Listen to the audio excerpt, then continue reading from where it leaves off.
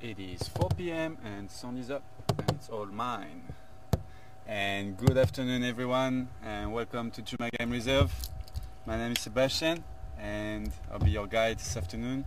And we've got Tara behind the camera and Mark back in final control.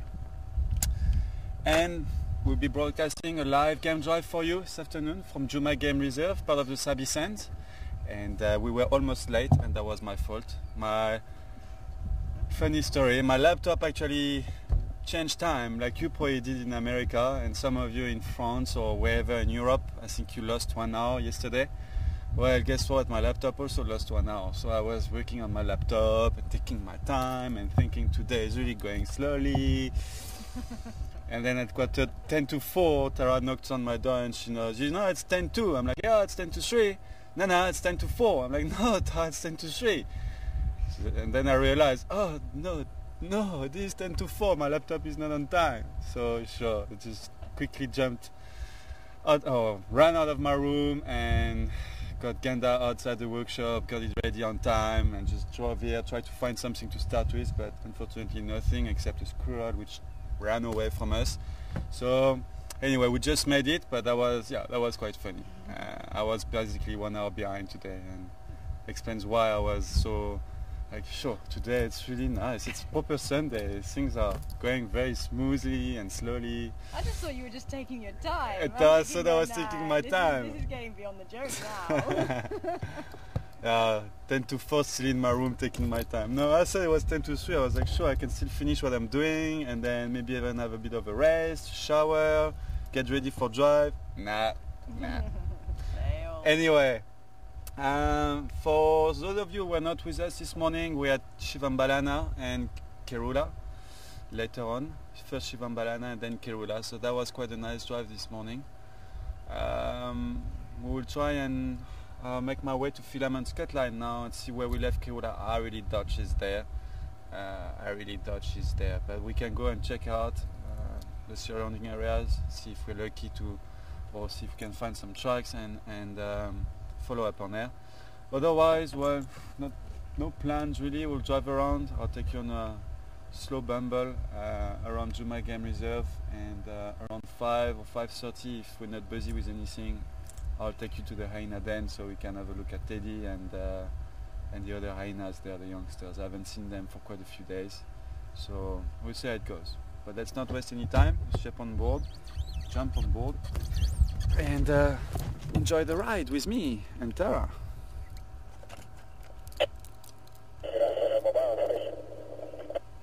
I hope the stream is good and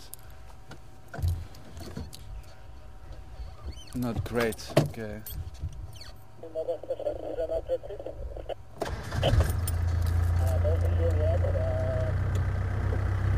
Oh, that's fine. There is a bit of a lag. Maybe you need to do a stop and start. So maybe when I jump on board, do a stop and start to cut the lag. So I won't talk from now until you tell me.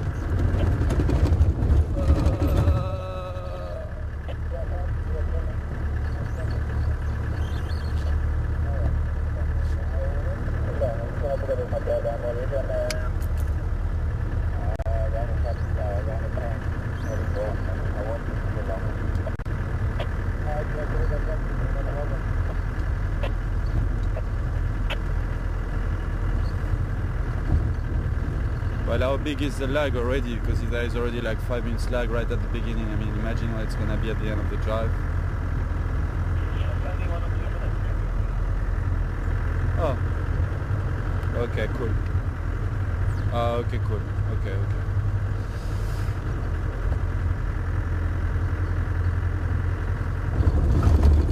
Oh. All right, and checklist challenge.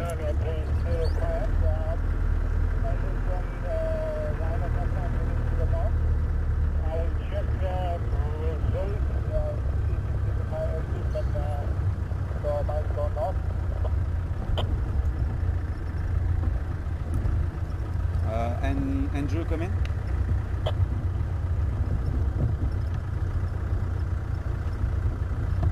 Andrew. Andrew, do you have planes coming?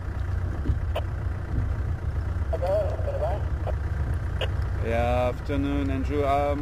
Just wondering, where did you leave Kula this morning after I left? Where did she come back to? Last station was Warren, probably Bay, but she went kind of west southwest from where you left us there, and then they left there also in the middle of the block, but short stationary there inside the block. Okay, I see. Thanks a lot, Andrew. I'll go there now and see if I can relocate there. Alright, copy, thanks. I'll come around there later. Give you a hand looking around there. Okay, copy. Thank you. Good afternoon, mobile station. Got a very pretty bird here.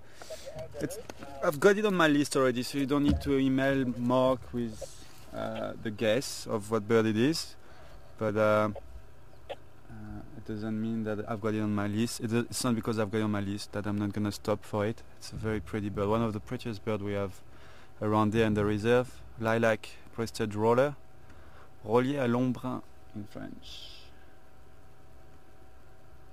And l'ombrun because of, if you look at his tail, he's got very long feathers on his tail, and that's what l'ombrun means basically in French, like long, almost like long, thin feathers at the tip of his tail. Very pretty bird. I think it's got around between 25, just over 25 different kind of colors on its feathers. So very colorful bird. Makes amazing pictures when you've got the sun with you and the right light. When the sun shines on it, it's an amazing bird to photograph.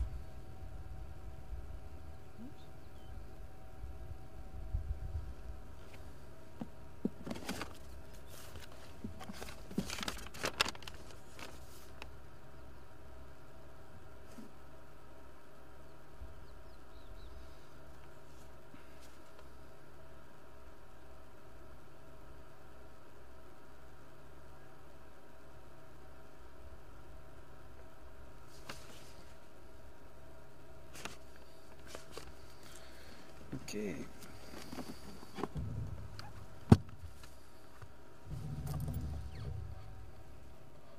Thank you, Mr. Lilac. First head roller. And checklist wise, just an update. So, for those of you who were not on drive with me this morning, I had 6 this morning. So barbler were part of the checklist, arrow marked barblers. Then we had Hadeda ibis. Oh, we have another shot of that lilac crested roller. Hadeda ibis was identified by the call only. Oh no, actually, no, Tara managed to get a shot of it as well as it was flying above our heads. And then we also identified the water thickney dicop and the grey heron and the greenback heron and the leopard. 2 leopards actually, Shivambalana and Shivambalana and Kerala.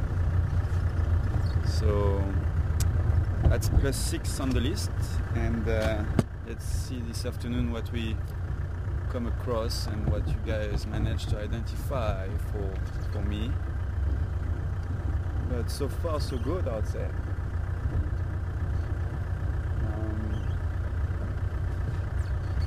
If we have any new viewers, checklist is basically the checklist challenge is a challenge that we run between Tara, myself and Mark, and about the most of the species that occur here in Juma, and we each have a checklist book, and we try to tick off as many as possible. And you cannot get your own checklist. I'll talk to you on the other side, because it gets noisy here because of the water pump.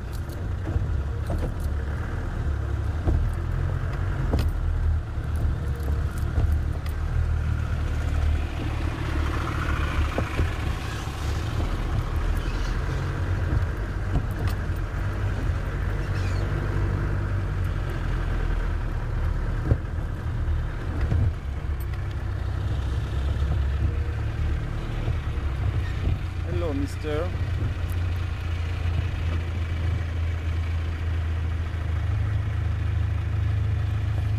Got a few of them. Do I have these guys on my list? I don't think I do, eh? No. Okay, so I won't say its name, because if I say the name, I'm disqualified.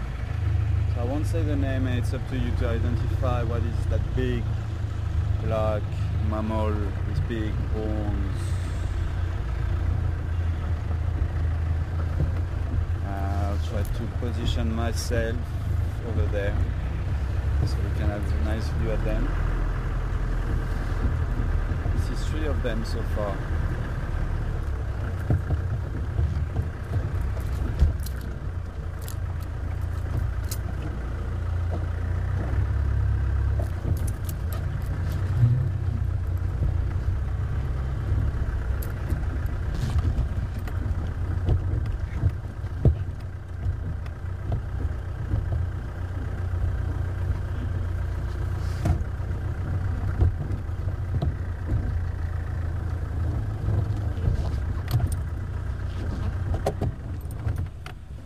Here we go, folks.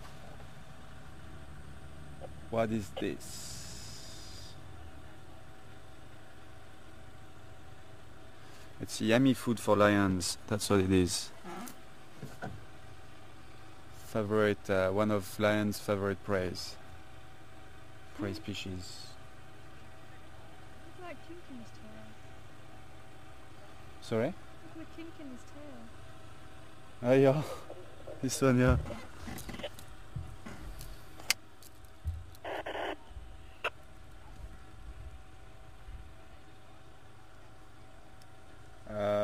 Stations, 3 dogger boys, junctions, filaments, cut line, weaver's nest.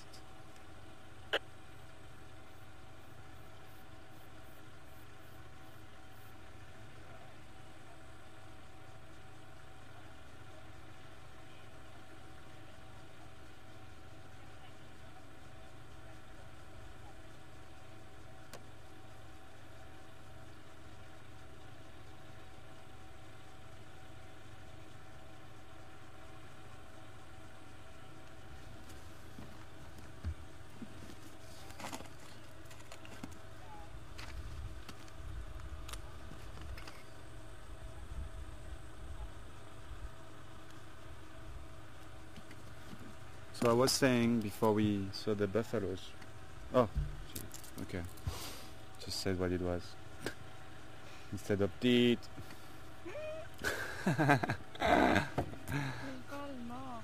I'm not as bad as Mark.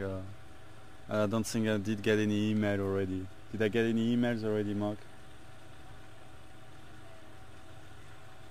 Yes. Oh, okay. So that's fine.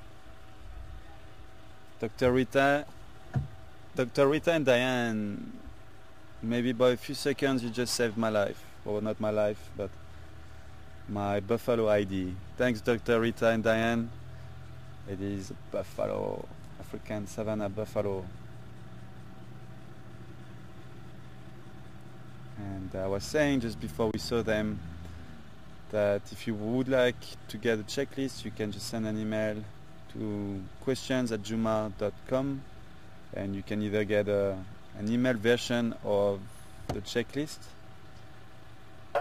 or you can also get, for $5, we can send you a booklet version of the checklist that will post to you to wherever you are in the world. Okay, well,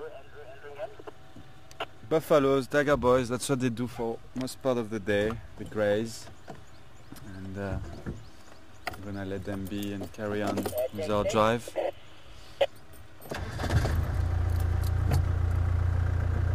Maybe I'll go around this way so we can see these two on the way out, on the ones that are on the other side of that bush.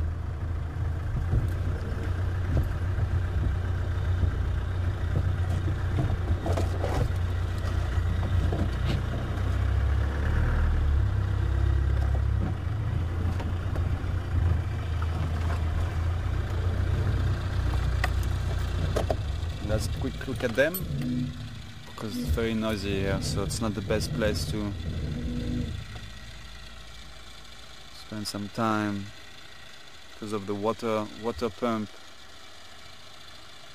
It's very noisy.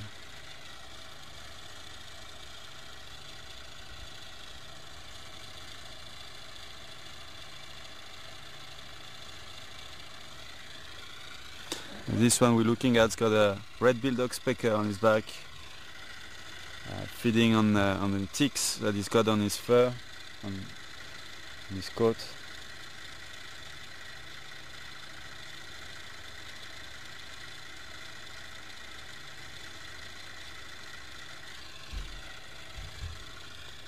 It's kind of like a symbiosis. Like the oxpecker gets some ticks and the buffalo gets rid of his ticks thanks to the oxpecker. So it's like +1/+1 for both of them. Okay.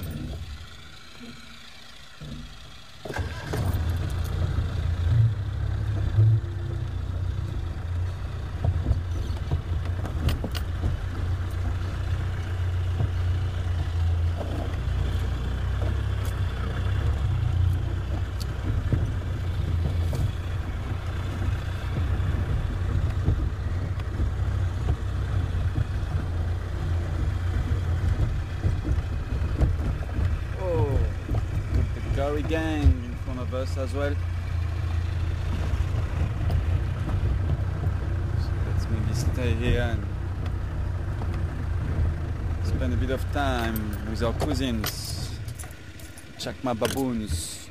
Got this one on my list as well, so no need to ID it, but definitely need to spend a bit of time with them. I like spending time with baboons. They're so like humans. It's always funny to watch them and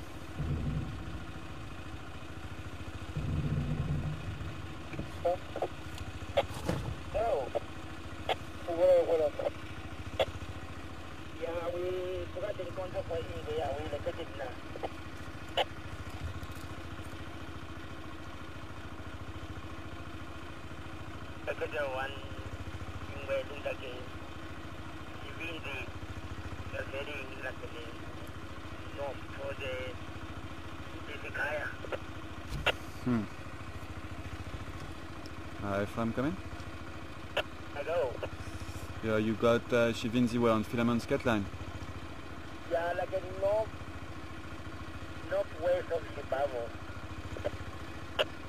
All right. I had Kula this morning around there, so yeah. Is she mobile or is she la Penzi? It's mobile to the Kaya. Oh, okay, I see. I'm already on filament scatline. Can I join you there? Yeah, I'm busy chasing the squirrel up in the tree. Sure. Okay. Oh, awesome. All right. I'm on my way to you. Thanks, Efram. Yeah, it's beautiful, yeah. All right, guys. As much as I love the Gary gang, I'm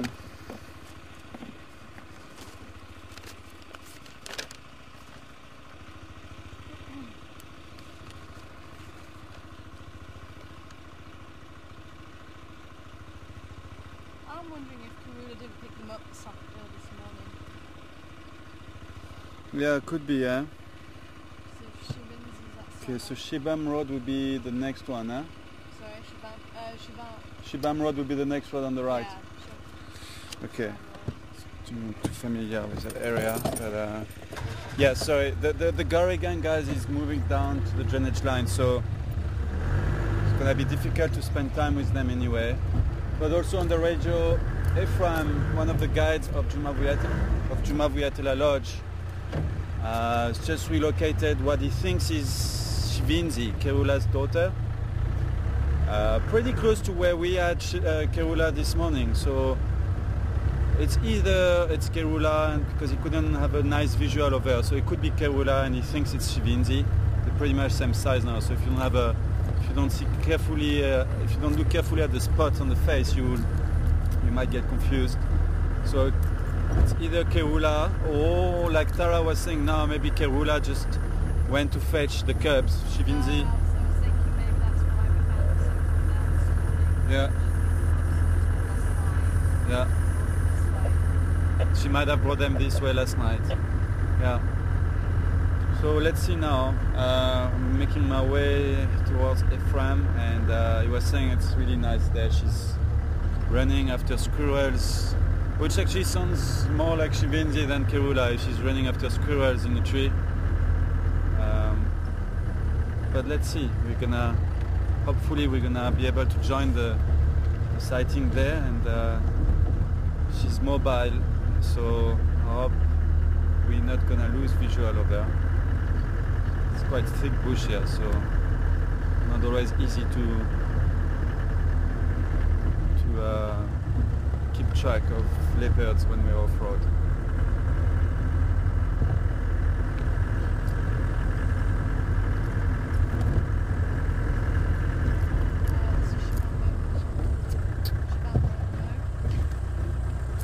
This one, Shibam Road, yeah. Okay, I've just got Shinzi and Shibam Banana there. This one. Right. This one. Okay. Yes, Mark?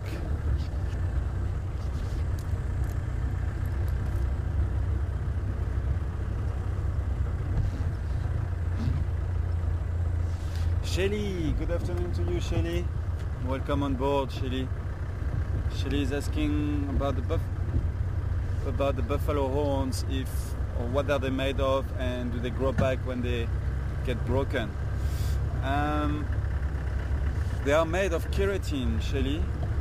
The same thing, the same substance as the same material as your nails or your hair.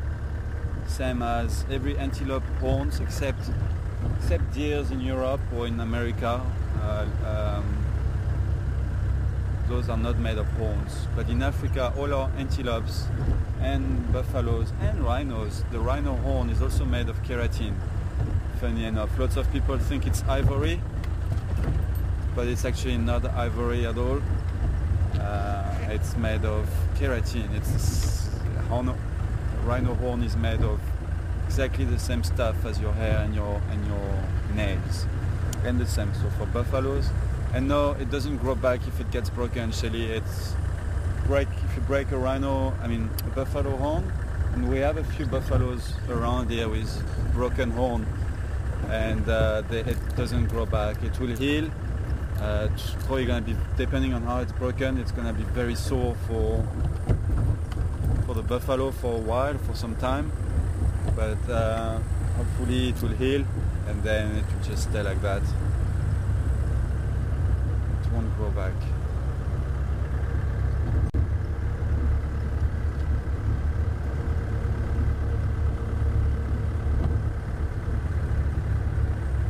Where did you say she was? Going. That's what I don't understand. Like from Shimbam Road, but going towards Mpisikaya. But Mpisikaya is over there. Yeah. So she must have been on. Did he say that she was on Plymouth Line, Shibam Road? No, yeah, he talked about Shibam Road, but I think she was off-road. She was walking towards Mpisikaya, he said. Maybe it's best to go around the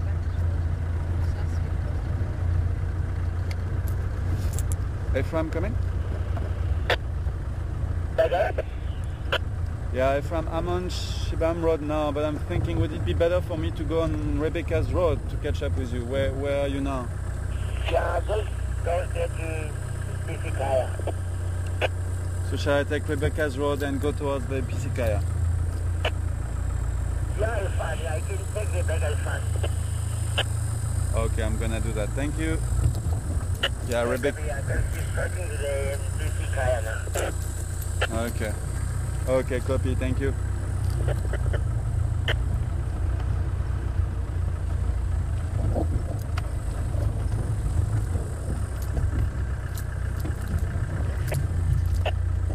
Yeah, go ahead. I know I'm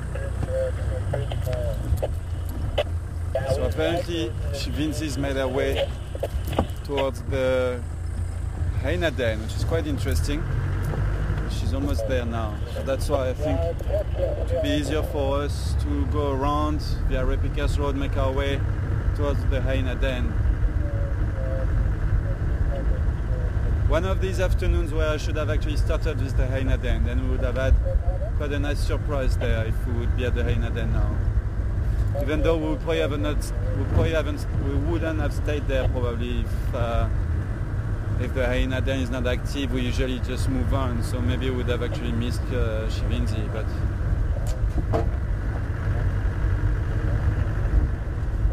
just want to try and get there quickly before it gets crowded with other vehicles.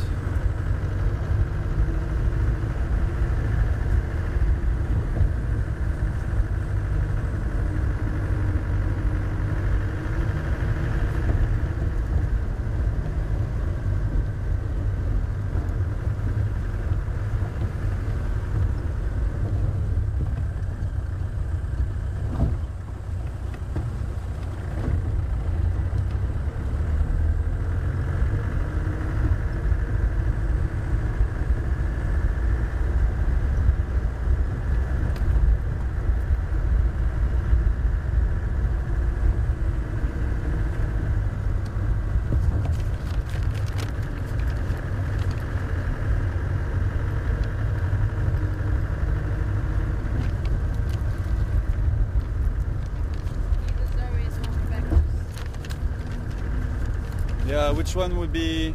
Maybe Zoe's would be better. Maybe, I think it's 6 of one, half dozen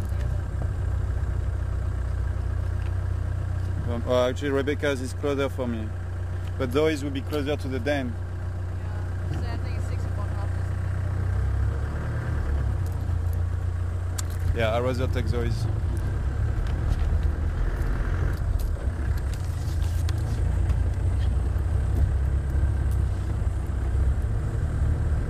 That's probably where Ephraim went.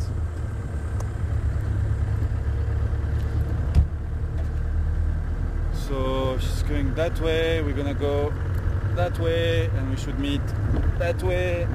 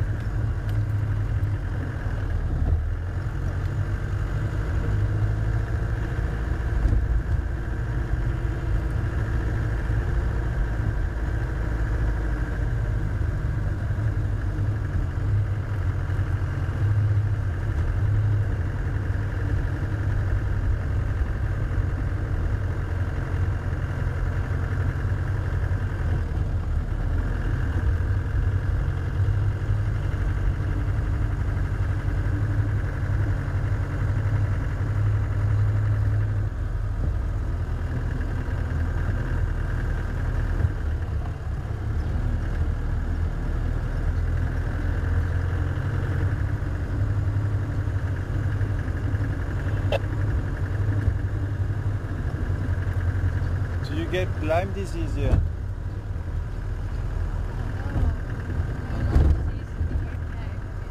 Yeah. Okay. So who was that question from again, Mark? Heather in Maine. Good afternoon to you, Heather. Welcome on board. Heather is asking, when we were looking at the buffaloes, she says with so many ticks, is there problems with Lyme disease here? And there is no Lyme disease in Africa either. No, I'm not entirely sure. I've not heard Yeah. And in Europe, yes, in the UK you get it, but not here.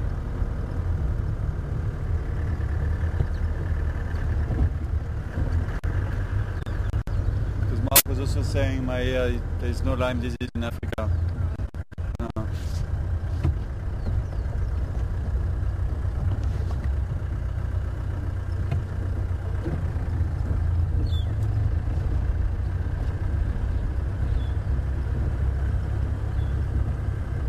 Yeah, Mark is saying maybe in the north, here's Ephraim, in the north of Africa, but definitely not from the equator.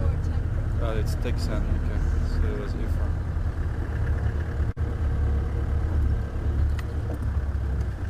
Hello, how's it info? Good?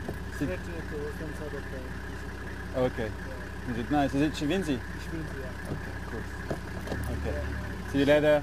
Enjoy.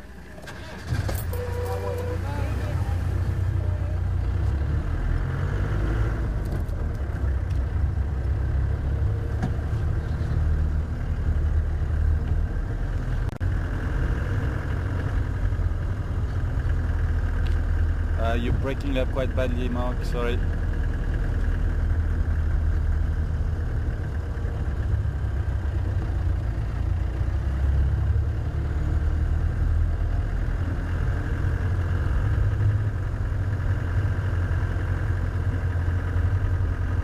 Yeah, sounds better.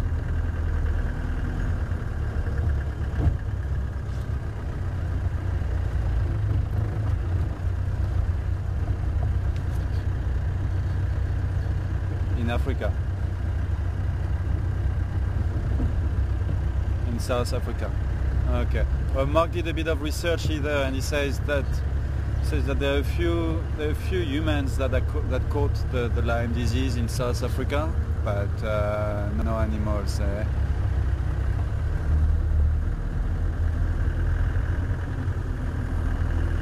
Ah.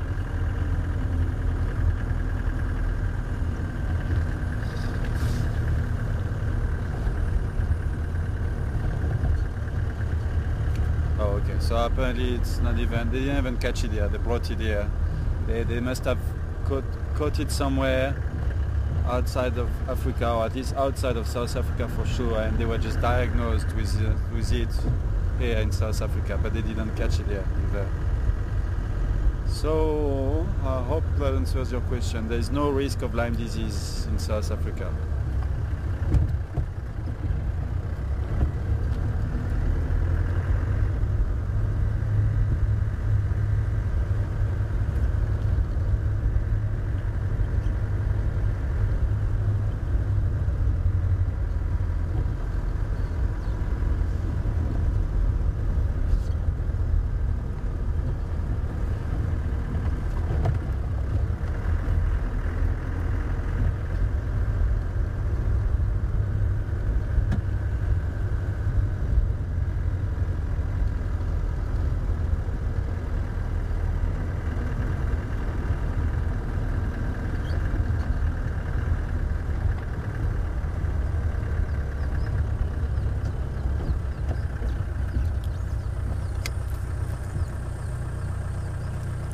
Station is the Ingwe on Zeus Road.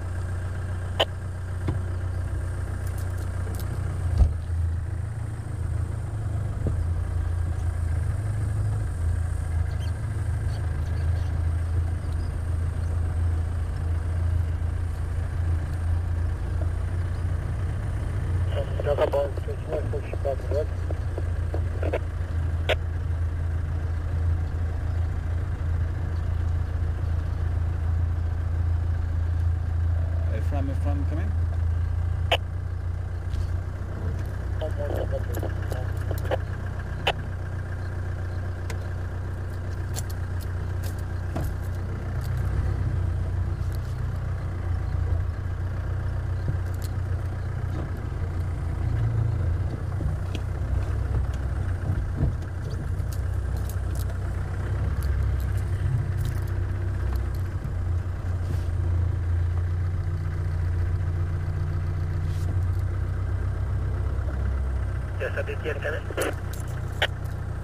Can I join you down there? Yeah, I can put it.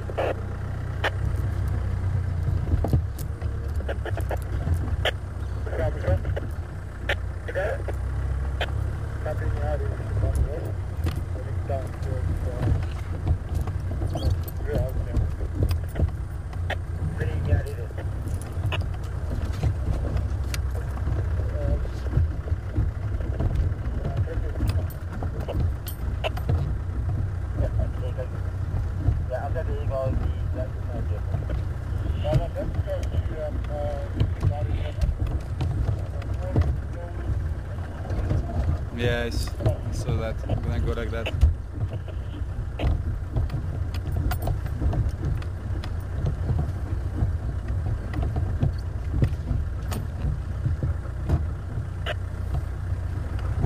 Hello, how's the info? Okay, I see her there, yeah, okay.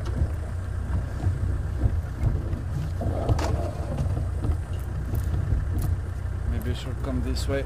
I'm gonna stop. Yeah, you should have a visual from here, huh? Can you see her? I can see her. Yeah, that's fine for now.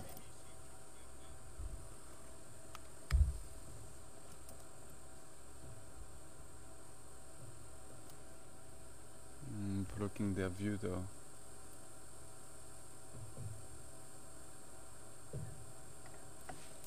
She's coming this way.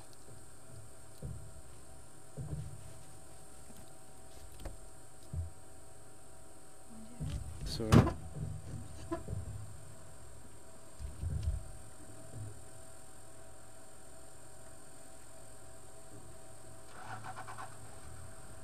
So we go, folks.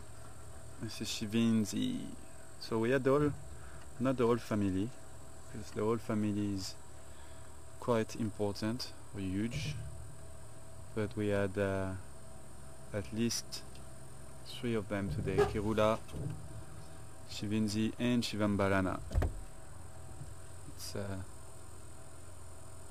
It is a beautiful leopard day today. That's exactly what I wanted and what I needed.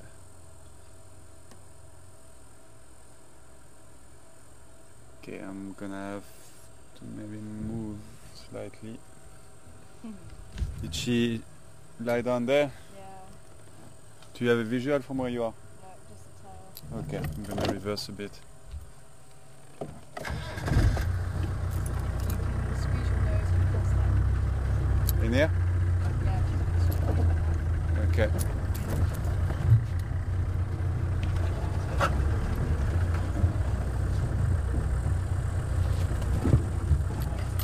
You good?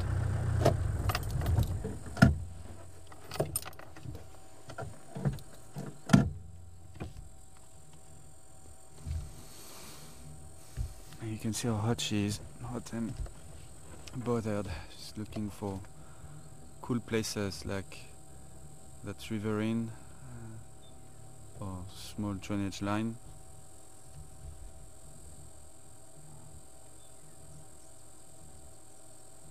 It's always a little bit cooler down there.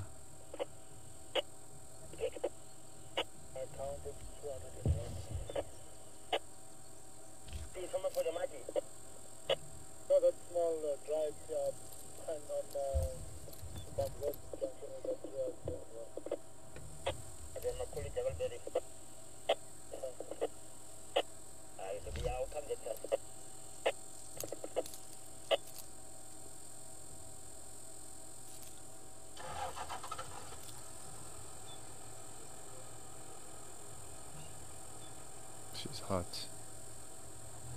Very hot. You can see how she's painting even. Panting.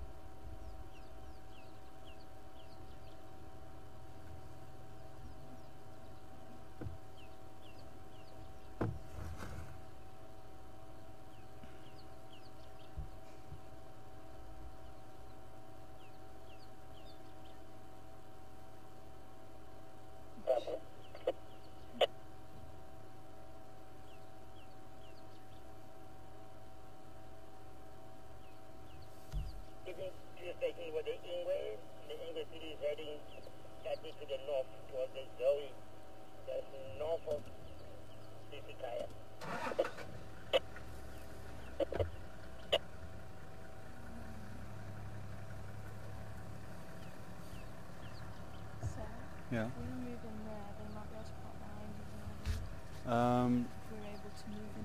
Down there? I'm scared we might be in a funny angle, huh? No, we should be alright,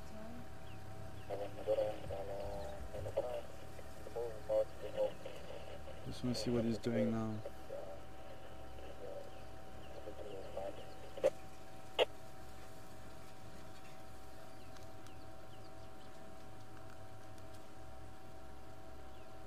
Yeah, he's gonna go where Ephraim was.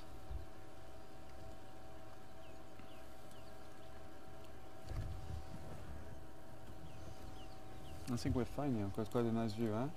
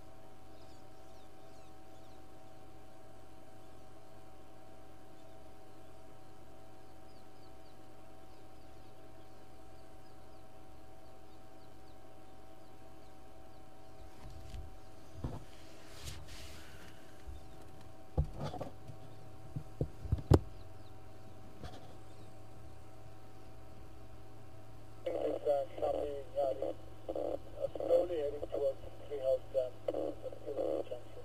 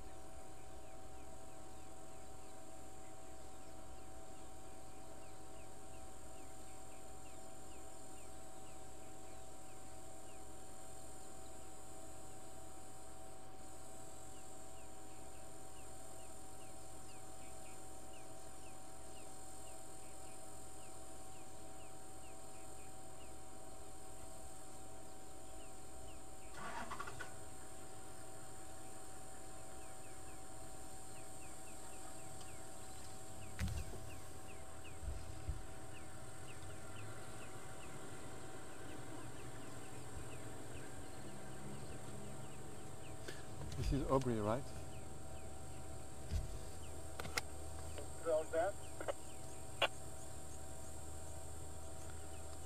Aubrey, come in.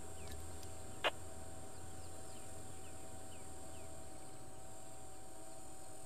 could be able, sorry. Sorry? It's able, sorry. No, that's not able. No, no. I didn't see. Cuma punya Oh, tela is it asing. Juma? It's Aubrey. No, then it was Aubrey. Sorry, I thought I saw Aubrey, Aubrey, come in.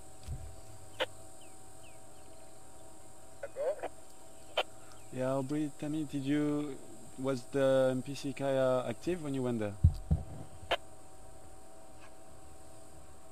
Okay. Was the NPC Kaya on Zoe's Road active when you went there? Not active. Not active. Okay, copy. Thank you.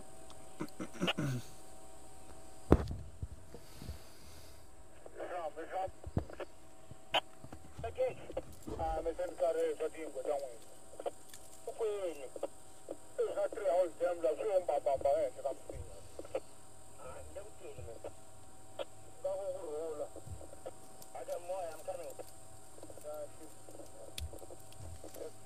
Slowly to the west along the I'm at the northern side of 3 hours dam entrance.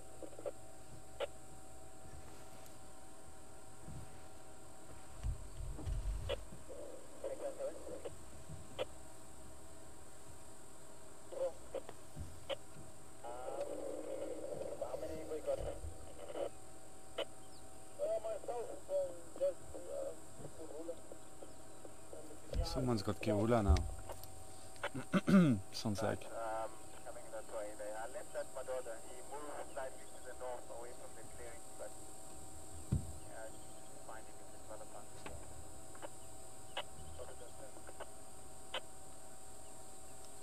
the Sorry, stations, where's that log for Kirula?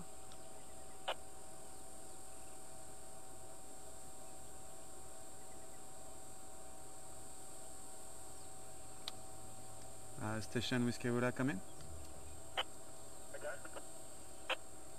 What's your position? 3 hours dam, just to the north of 3 hours dam on the entrance. Okay, thank you. So we got Shinzi here, Kula by 3 hours dam, and I think Andrew's got Shivam Balana. I'm just not too sure where yet.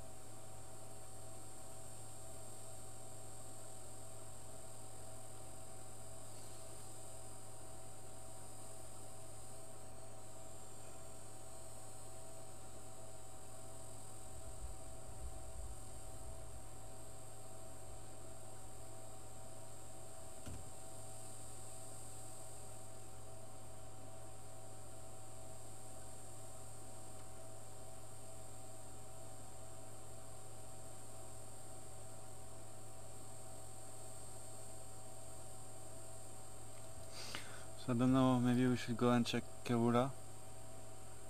It doesn't look like Shinzi is going to be doing much. It's quite hot. She's very hot and bothered at the moment, so... She's heading west towards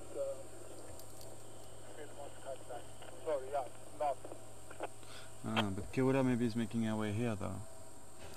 She's heading towards Filament's cut line north. Left them somewhere in Yarratek. She bomb road junction with that southern side of western side of 3 hours junction. When you come from Nitlika Road, that junction is bomb road and 3 hours road.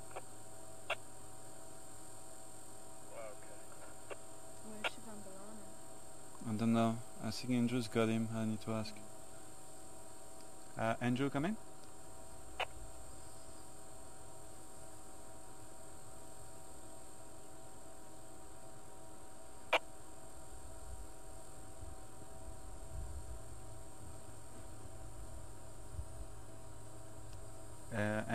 Andrew, Cheetah Plains, come in. Okay. Do you have Shivan Balana info? Can I come again? Do you have Shivan Balana? No, Lucy. I don't know who was that. Maybe Prime or I know technically you've got a Kula, I'm sure, 3 hours there somewhere. Yeah, I think, yeah, Texan's got Kula, Charles, and I've got Shinzi here, but I thought on the radio the station was talking about that Shivambalana somewhere. No negative. Last time I had it was busy. Someone heading on his always. Yeah, I'm with her now. Okay, thanks, Andrew. Maybe you with that busy now. Yeah, positive. I'm with Shinzi by close to the MPC Kai on Zoe's Road. Okay, copy, thanks.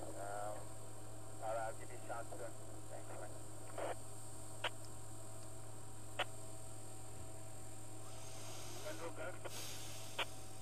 I go, bro.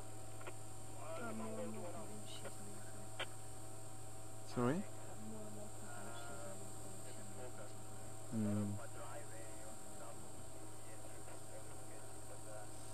Yes, Mark, if you want to give me a few questions, no worries.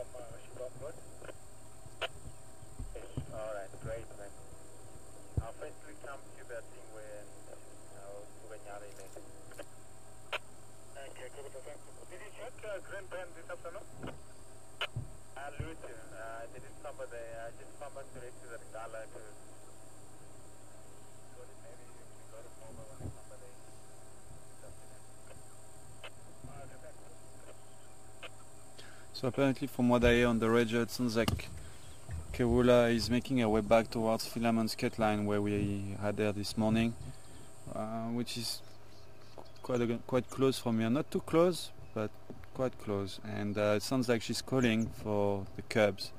So she might have killed something, I don't know. But apparently it looks like she's calling.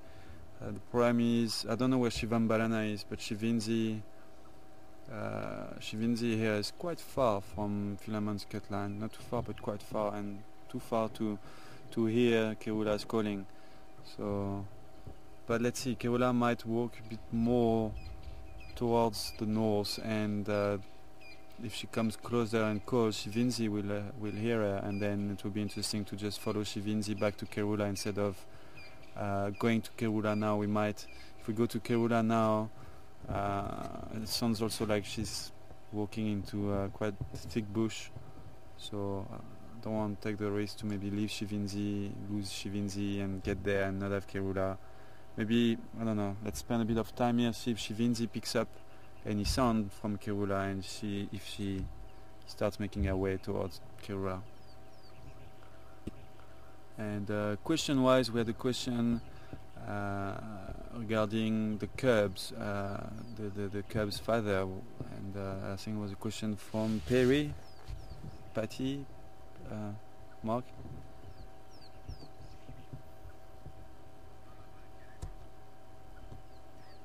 Penny, it was a question from Penny. So good afternoon, Penny. Henny. Henny. Good afternoon, Henny. And Henny is asking about the cub's father, if we do see him sometimes. The cub's father is Yambili Jordan, and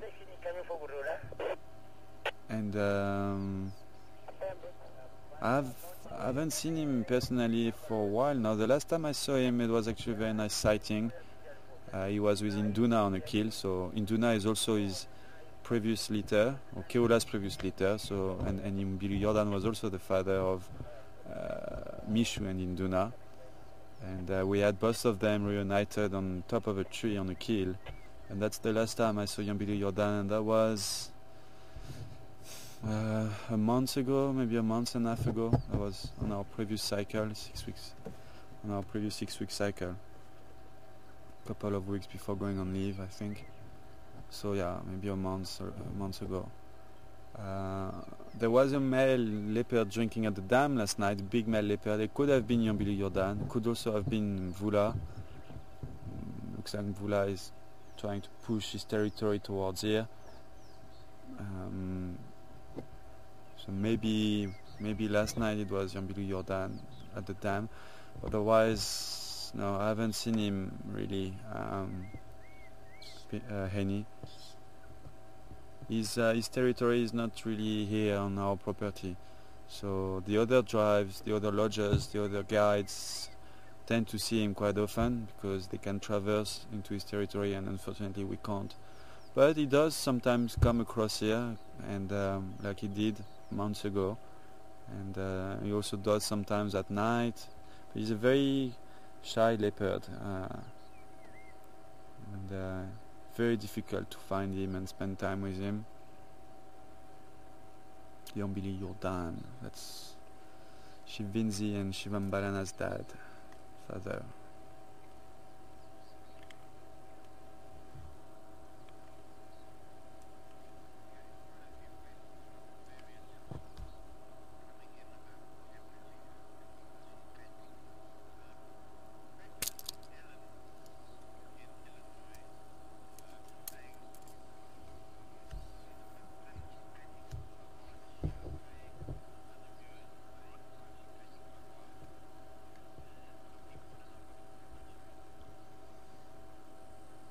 Alright, it sounds like a few people are wondering what temperature is at the moment, because Shinzi is panting quite hard, and is she okay, and got a few questions like that coming in.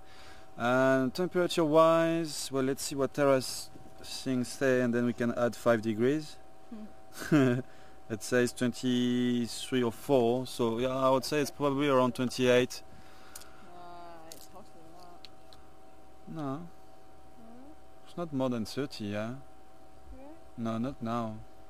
I'd say it's around 28, 30 max, I'd say. So it is hot. It's more humid, actually. It's more humid than hot. I'm sweating a little bit, but it's because of the humidity in the air, because of the last storms we had the last few days, and it's still like kind of, yeah, it's still very humid. But I think she's panting very hard because she was, from what I've heard on the radio when I was talking with Ephraim, another guide, he was saying that she was running after a squirrel. And that's probably what made her tired and hot like that, because it was, I mean, now it's getting cooler and cooler because we're going towards the end of the day. It's already 5 o'clock. But when, I mean, half an hour ago, 45 minutes ago, when she was running after the squirrel, it was a few degrees hotter, and that's probably what made her a bit tired and hot, just to run after a squirrel up and down trees and on the ground. I'm not too sure exactly how hectic it was, but I know that running after a squirrel must be quite tiring, especially if it's hot out there. So that's probably what happened, and she just needs now to like cool down, chill for a bit, catch her breath, and she'll be fine in a few minutes, I'm sure. She just needs to cool down. Always takes a bit of time for cats to cool down. And that's what I think. And I hope she's gonna maybe move on closer to Philemon's cut line, and maybe hopefully she'll hear her mum calling, and then she can relocate her mum, or her mum can relocate her, and we can have a family reunion tonight, hopefully.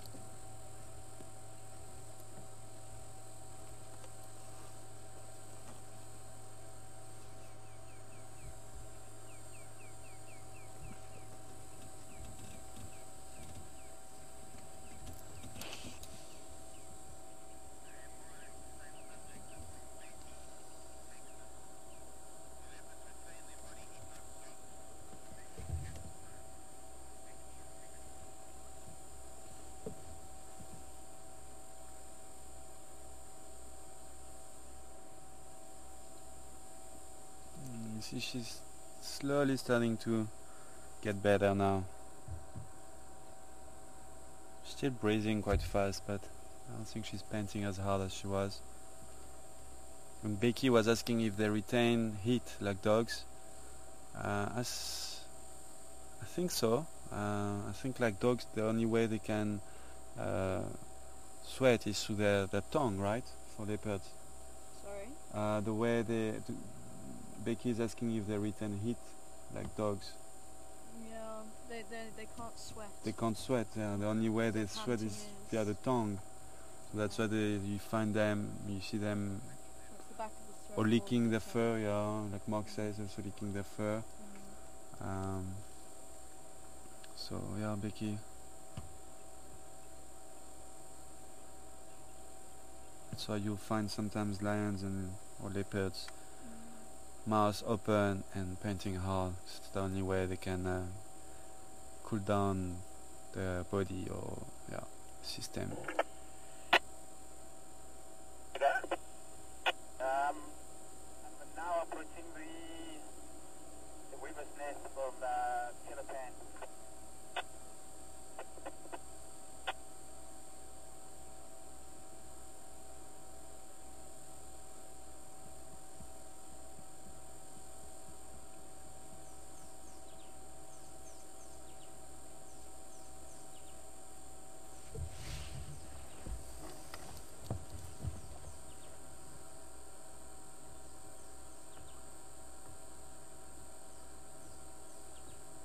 Them clubbing are approaching the browse them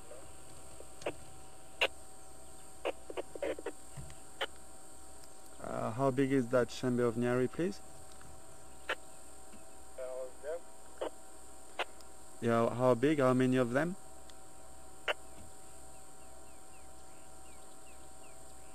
Percent 208. Sure. Yeah, 200. Are you sure it's not 209? Thanks, M4.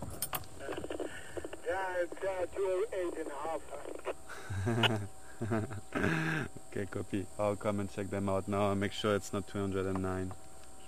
I see, are they still counting? We've got a very pretty butterfly there. I don't know if you can get it. Yeah, I'm already on it. Oh, sorry. Way ahead of you. Well, okay. Well, Oh, he's a little bit down. yeah, no, he keeps moving, just waiting for him to settle again. Mark says it's a moth. It's a red and yellow tipped moth. Where are you? We did get it a couple of times. Okay.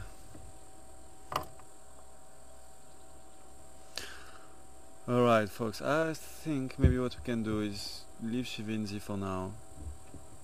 There's a nice herd of buffaloes coming to drink at Treehouse Dam, so we can make our way there and then come back a bit later, keep an ear on the radio, see what Kula is doing. And well, the last time she was heading towards Philemon's Cut Line, the last time I heard about her. So I'll have to ask Texan again if he's still with her or if he left her. She is coming this way. Might be worth holding on. Let me see what Texan is now. Is there still a station with Kerula? Andrew, just come along Philemon's Cut Line to the west. I think Ephraim. Ephraim, are you with Kerula? Yeah, affirmative. Okay, what's is she still Mova or La Penzina? Yeah, he's following the skin back behind. What? And their position? Philemon's Cut Line. Yeah, I'm on east of Shibama Road, close by Philemon's Cut Line. Okay, copy, thank you. East of Shibam Road.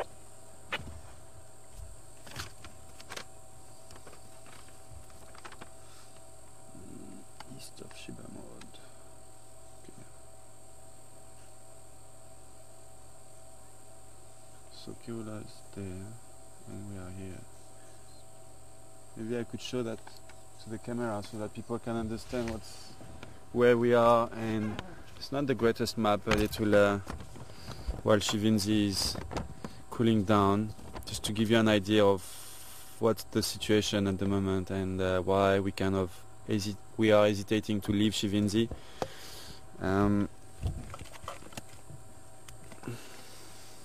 This is the map of the reserve with the northern boundary, the western boundary, eastern boundary, and the southern boundary. Northern boundary being called Buffelshoek, western Triple M, south Curryman, and east Chitakat line. And here's the lodge. Here's, sorry.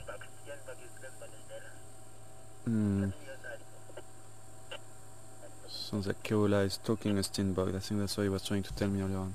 Okay, and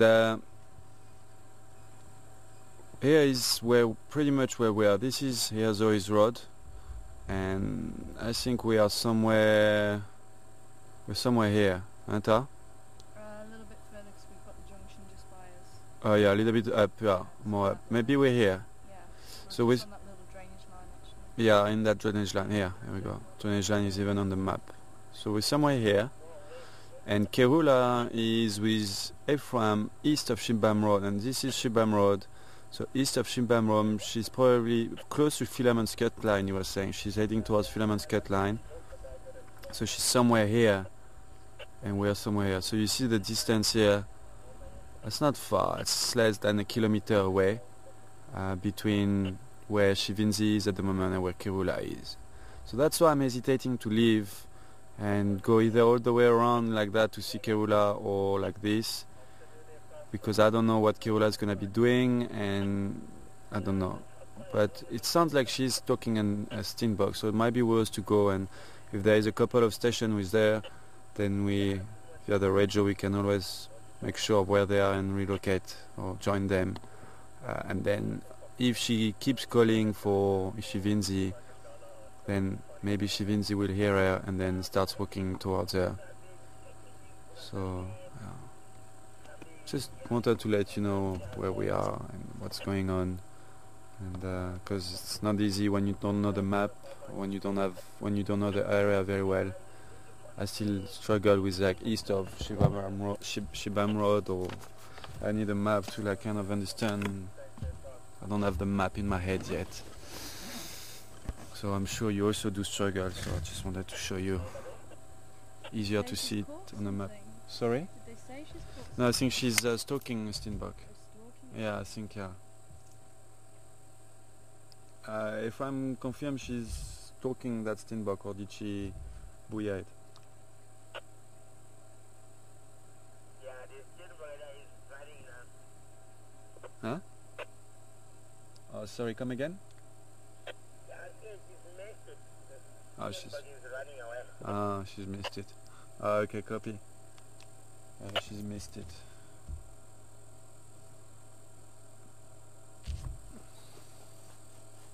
But I also want to go and check those buffaloes. Quite a big herd, around 200 buffaloes coming to drink at Trials Dam. So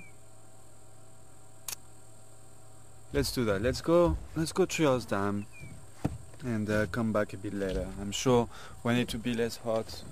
I mean, we still have until 7 o'clock, so even later tonight, even if it's dark with a bit of spotlight, hopefully we'll see them reunited. But we'll come back before it's dark anyway, either here or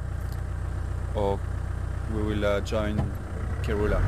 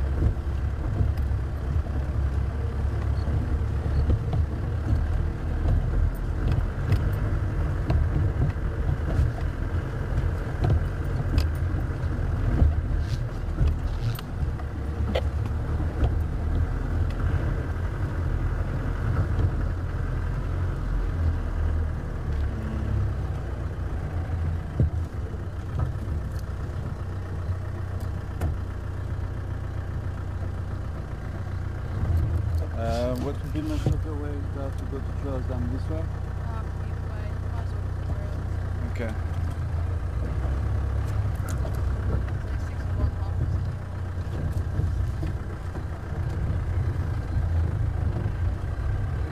it? Alright. Daisy, good afternoon to you, Daisy. Welcome on board. And Daisy is asking if it's less thrilling to see a leopard now or is the thrill the same now basically than the first time I saw a leopard? I wouldn't say it's the same. It might be a little bit less thrilling, but it's still very satisfying, I would say, Daisy. It is very thrilling when they are doing something, when they are active, either having some interactions between them, among them, or with other animals. When they're hunting, stalking, all of these kind of things, marking their territory, patrolling. That's really nice. That's very thrilling because there is action, and it's more interesting, I would say, than when it's what we call a cat flat, like Shinzi is now. Not much happening. It's like flat cat, breathing and lifting up her head then and then to just listen. So that's still thrilling because it's a leopard. It's always nice to see a leopard and spend a bit of time with a leopard, but it's less thrilling, I'd say, than when they are doing something. And I'd say that when they are doing something, the thrill is the same as the first time, yes. You cannot get blasé from this kind of sightings or from this kind of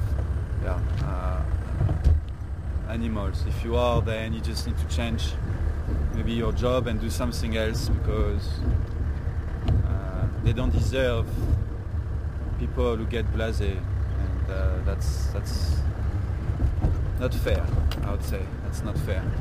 And I wish I'll get to see thousands of leopards, and I hope that thousands of leopards later, and I'm sure I'll still be very thrilled to bump into a leopard like we did this morning, once with Shivambarana and then later with Kula. And this is exciting.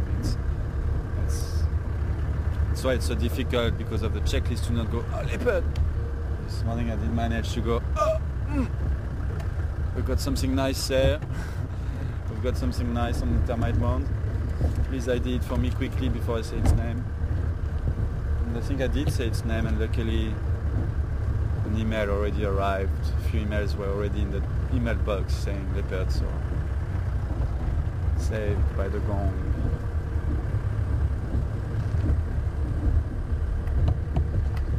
I must admit that's what threw me this morning, because you were so calm. Or you seemed so calm. Yeah, I forced myself. Yeah, she said, oh, let's ID this one. Like, Yeah. okay, there's the bird in the road, then it's a piece of food. Yeah.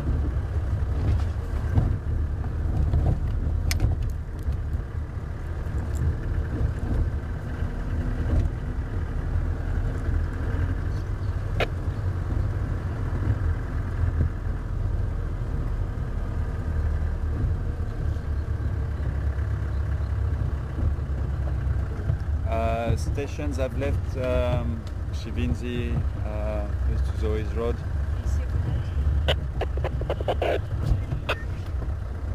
Sorry?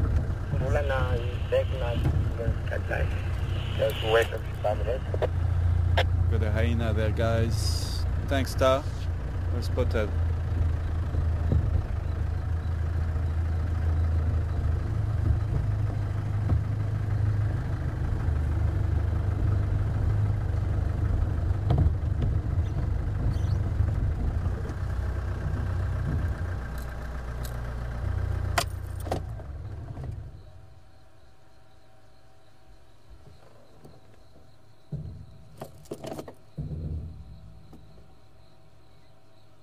It's happening everywhere this afternoon, folks. I like it. The problem is it's gonna be 7 o'clock before we know it. For unfortunately. So I don't know if I should spend. I'm not gonna try and follow her because we will lose visual anyway. She's going towards some very dense bush and we're going to lose her. So I'd rather make my way towards the dam.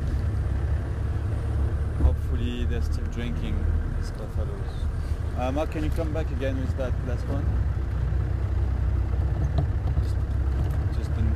Just the names.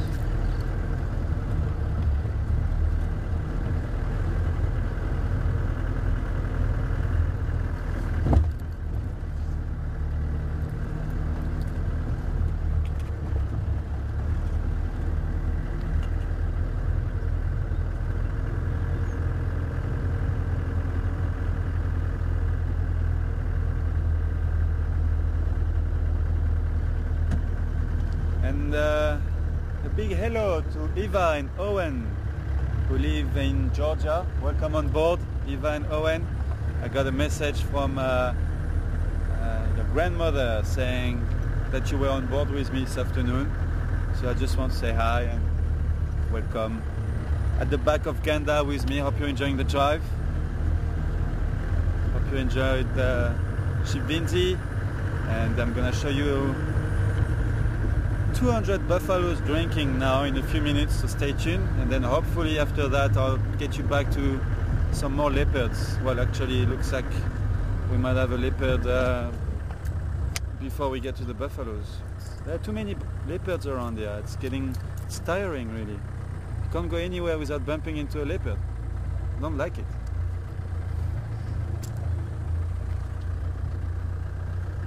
Station with Kula, can I approach?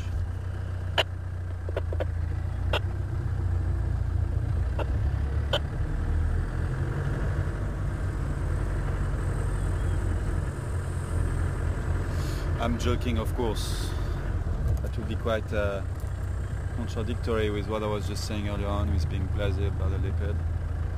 There she is, beautiful Kula, King of Juma, Queen of Juma, sorry.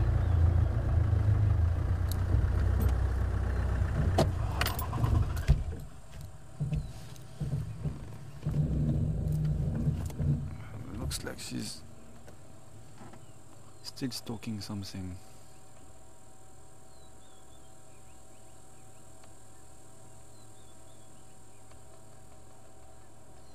So plan of action has changed again. Can't drive past Kula without stopping, so we're gonna spend a bit of time with her and then we'll go and check out those buffaloes between Trias Dam. What's up, Kula? What did you see there?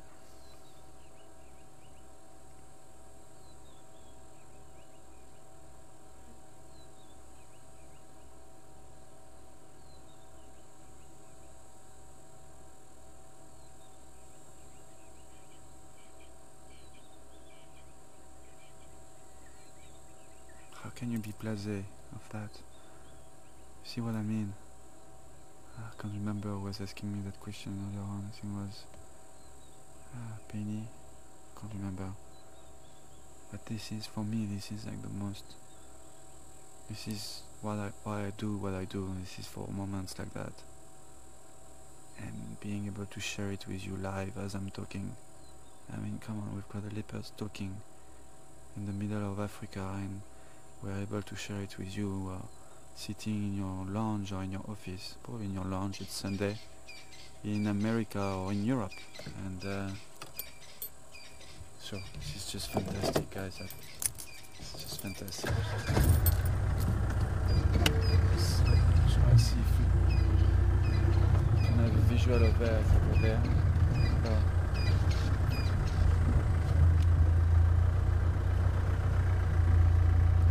Still after that steenbok. Can you have the steenbok from where you are? You have the steenbok? Okay. Just go a little bit forward.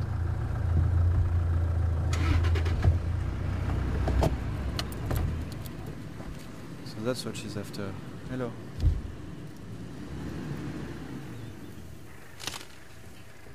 That could be very interesting.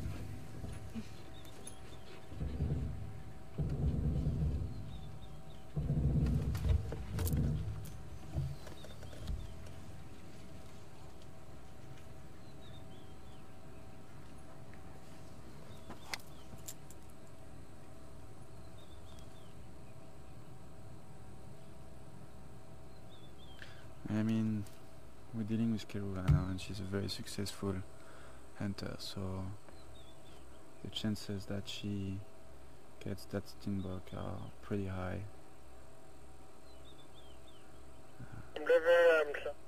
I wouldn't say the same if it was Shinzi or Shivambalana trying, but I mean, for Kula, she's successfully hunted dozens of steenboks already in her life, so, and I mean, she's very close. She's 20 meters, 25 meters away from it right now, and that steenbok, it's a male, by the way. You can see it's got horns. It's got no idea that Kula is 20 meters there. He's actually turning his back to Kula.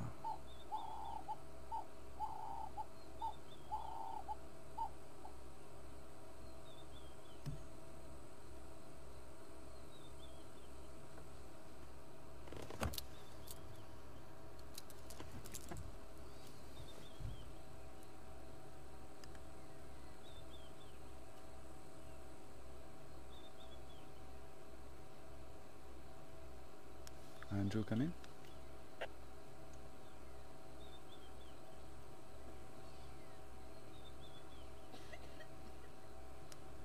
Andrew, how's your visual there? Do you have Ngwe and Steenbok together?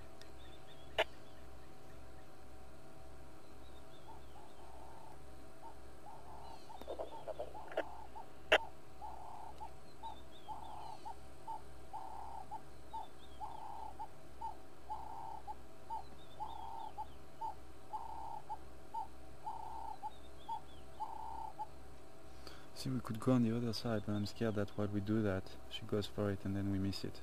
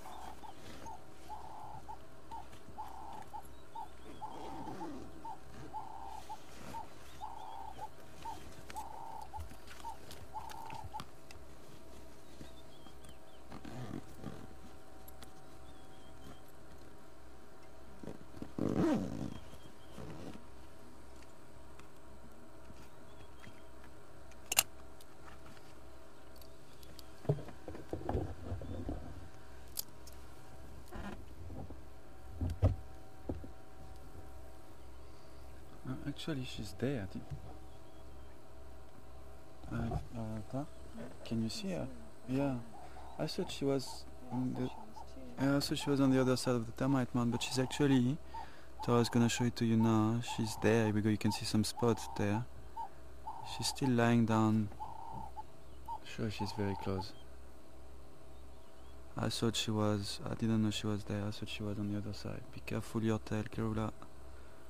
Be careful your tail. That's how leopards get spotted most of the time. Twitching of their tail, of the tip of the tail. Franklins have just walked past her and didn't even see her. She's got two Franklins and a steenbok in front of her, and none of them have any idea of her presence. That's amazing, guys. I'm so glad you can experience this. You are experiencing right now a live hunt of a leopard in Africa, and that shows you how they hunt. They ambush their prey, try to get closer and closer, and just wait for that prey to relax as much as possible, and then she's just gonna run to it. And sorry, Ta?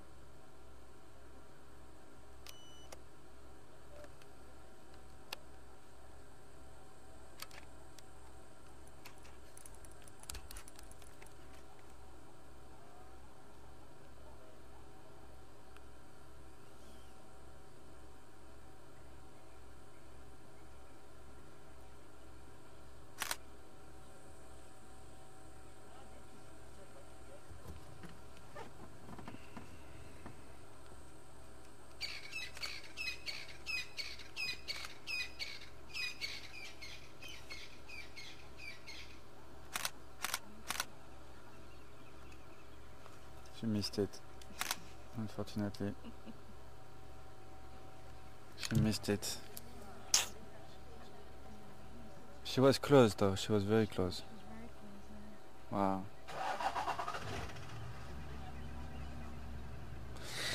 Oh well. Well tried, Kula.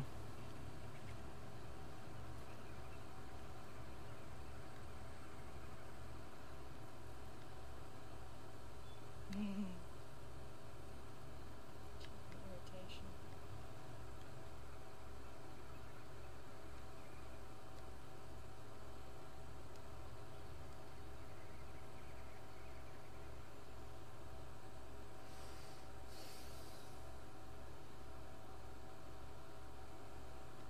Sure, I looked away just at the last moment, eh?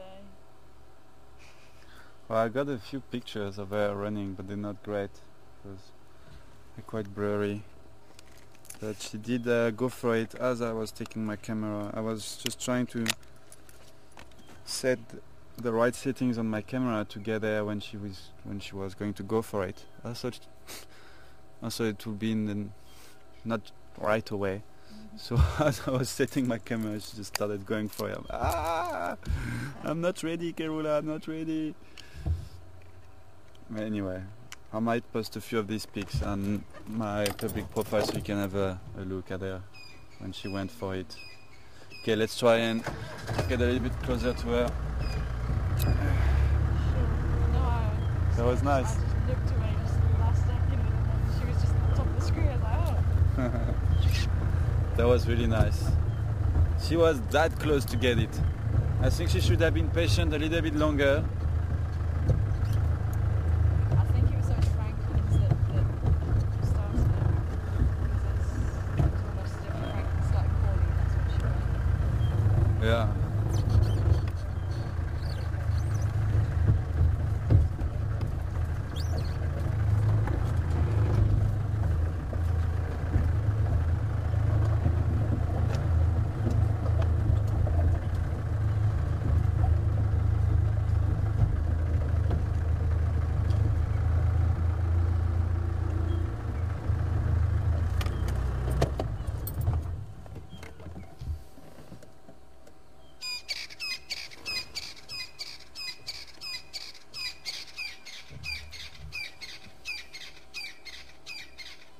And you see she's quite panting as well now because of that run she did, and also not the stress, but it must be quite tiring to be in a stalking mode like that for a long period of time, because you have to be very careful of everything you do, and so that's why now she's just a little bit out of breath.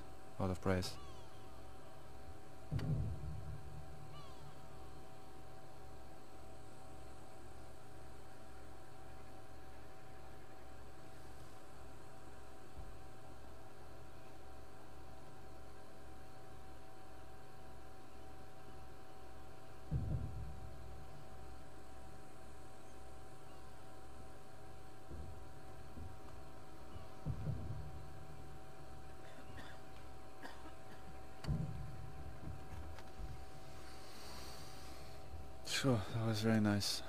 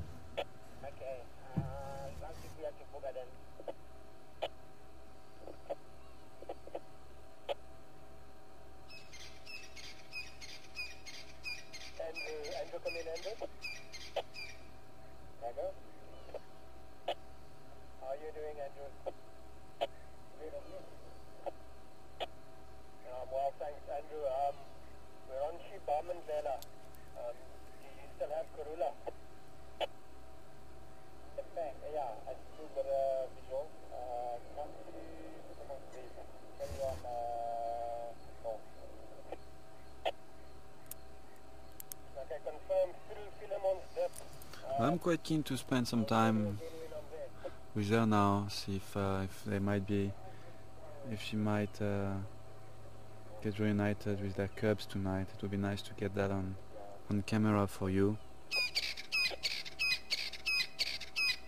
Looks like she's heard something.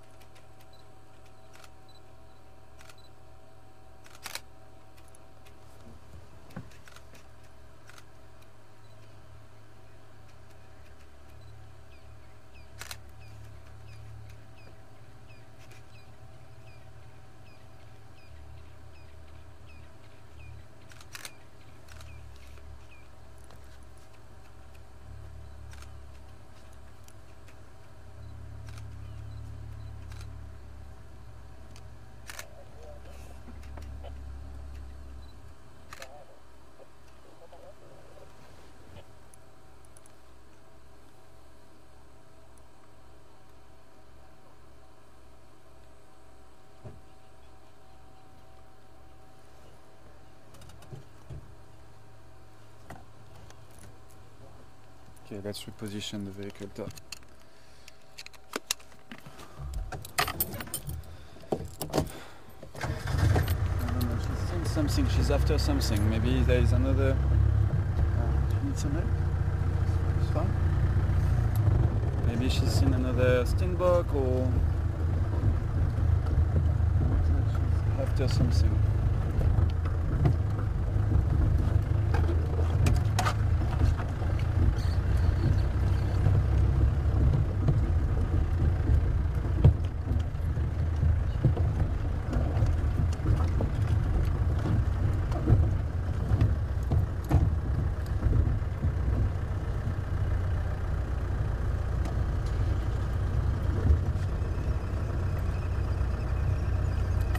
Oh yeah, the steenbok is still there, that's what she's looking at.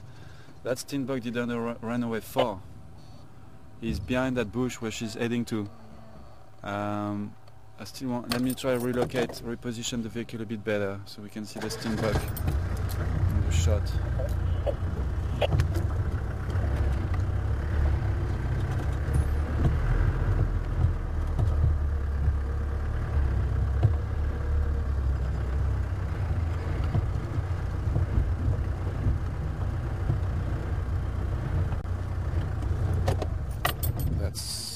That's a beautiful shot, guys. I think you've got, yeah, both of them in the picture now. Steenbok on the left hand side of your screen and a Leopard Kula on the right hand side, going second attempt on the same steenbok. Didn't run away too far, so she's doing another attempt on him. She's going around. He still doesn't know she's here.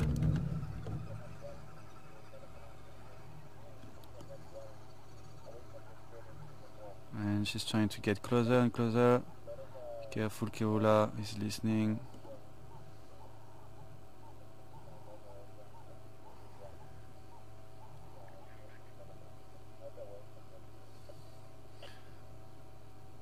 Yeah, Kula is on a hunt again, Mark.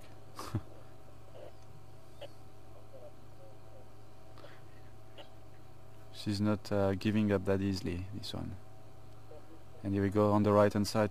She's gonna be coming in the right hand side of your screen, guys. There, here we go. I don't have any vision on the steenbok now. Sorry, Mark?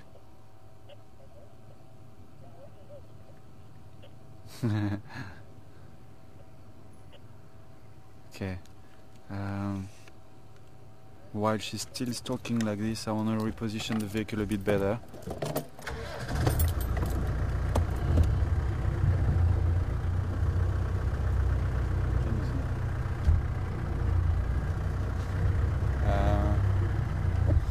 Where's the steenbok gone? Ideally I'd like both of them in the shot.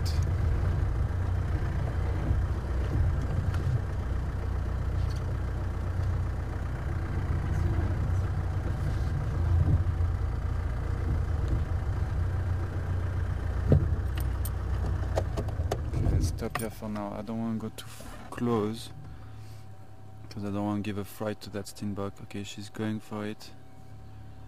Up. I can't see the steenbok.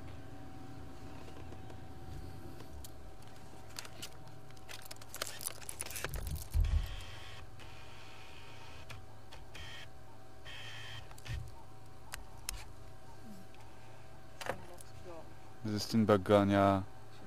That's why she looks so relaxed now. Or not relaxed, but like gave up position. It was that tail. Yeah. You see, again, that tail. They always get spotted because of their tail. I don't know why nature didn't give them a shorter tail or a non-twitching tail. They can't control it. When they're hunting, when they're stalking, there's something. It's because they're thinking, concentrating. Up, I can see the steenbok running away over there. And I think this time he's gonna run far. He's learned his lesson this time. So yeah, they can't stop twitching that tail when they are concentrating, stalking.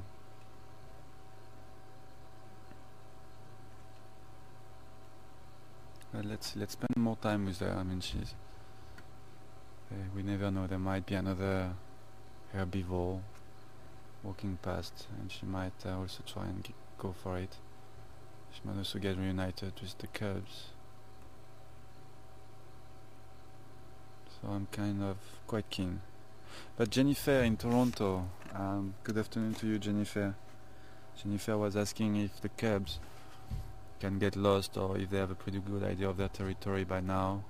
Well, they're almost a year old, so they don't go. And also, they won't get lost now, Jennifer.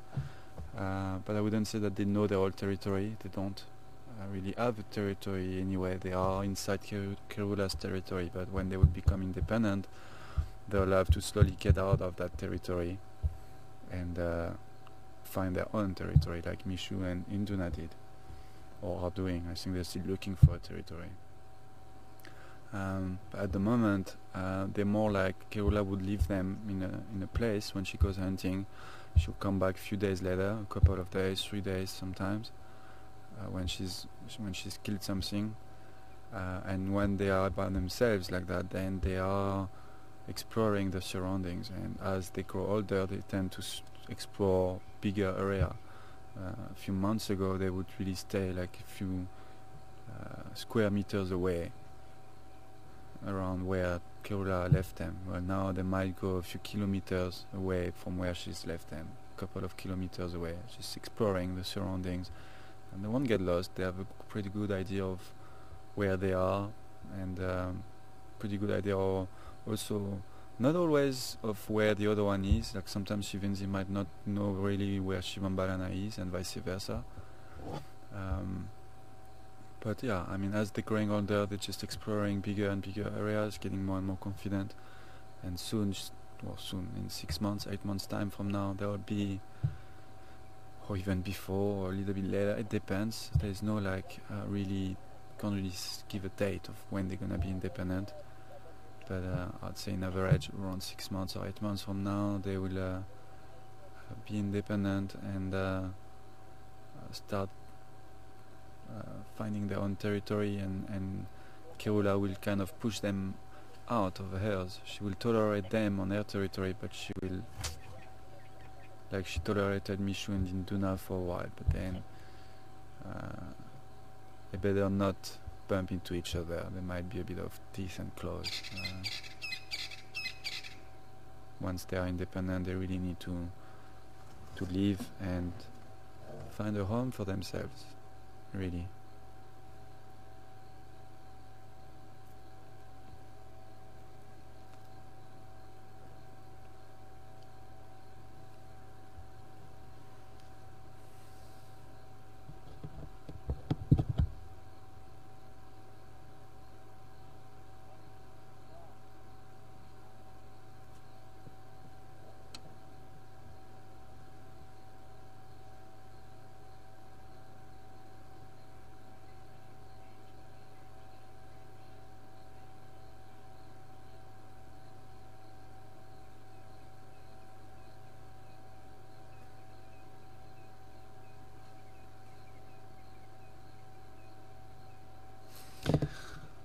How's that for a Sunday afternoon, eh, Tara? Not too bad, eh? Some people go to the beach while, well, we go and see... Oh yeah, you're gonna get those buff. Yeah. That big herd I wanted to go and check out. They actually came and see us. Everything is just working perfectly this afternoon. It's almost like it was planned in advance. It's that big herd of more than 200 buffaloes by treehouse, by twin dam, no treehouse, sorry, by treehouse, made their way here. And they are a few hundred meters away from Kula.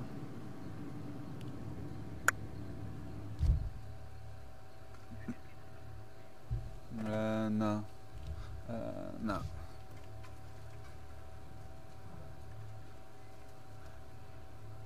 But yeah, some people go to the beach while Tara and I go and spend some time with a leopard and some buffaloes.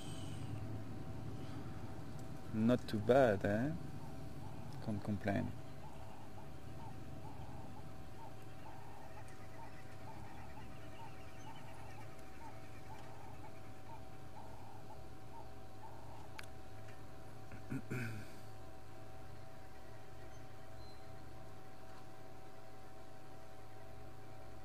Some of the, I think some of the buffaloes know that she's there.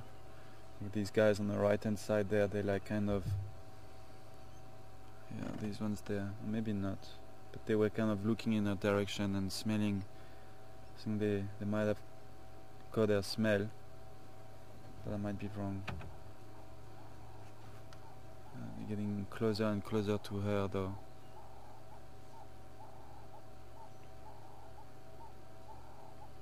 She would not go for a buffalo, or at least not an adult one. I've seen leopards, I've seen actually, I think it was Mishu, either in Mishu or in Duna.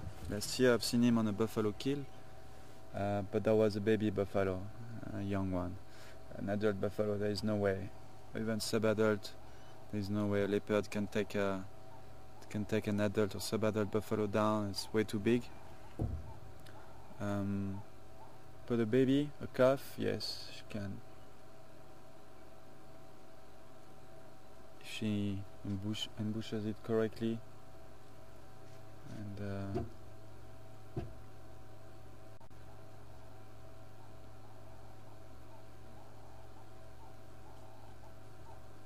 I've seen in a documentary a leopard taking down a baby buffalo right next to some lions who were hunting adult buffaloes, and that leopard was there, and because of those lions hunting the buff, one of the calf got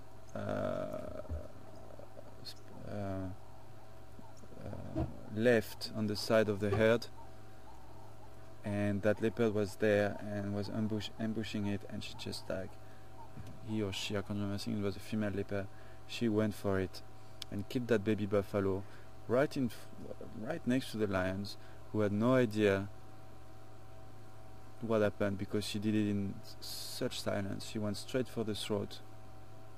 That's what leopards do. They kill. They are like silence killers. They kill in silence so that they don't get detected by other predators and by hyenas.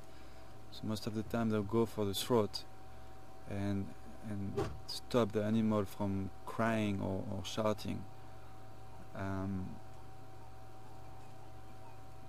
And she did it right next to the lions, and it was, I can't remember which documentary it was, but quite an amazing shot of, you see that leopard killing that buffalo just behind the bush, and on the other side of the bush you get those lions who have no idea of what happened, and and that the baby buffalo just got killed right next to them by a leopard.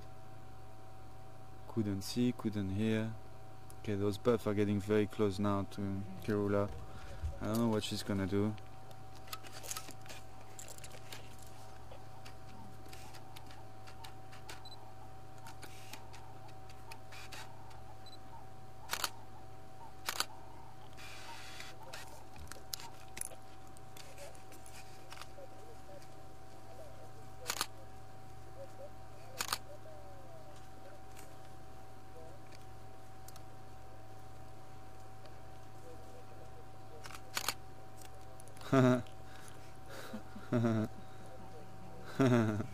So, for sure, buffaloes don't like predators around there.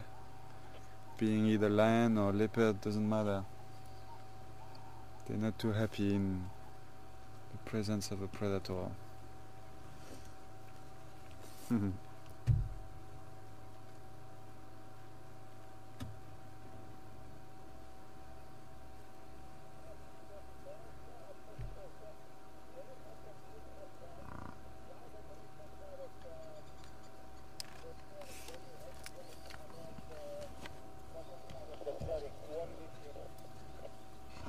chased on again. They are chasing her again, yeah. Quite nice. We are actually literally surrounded by buffaloes as I'm talking. But buffaloes in front of me, behind me, and on the left and on the right of me.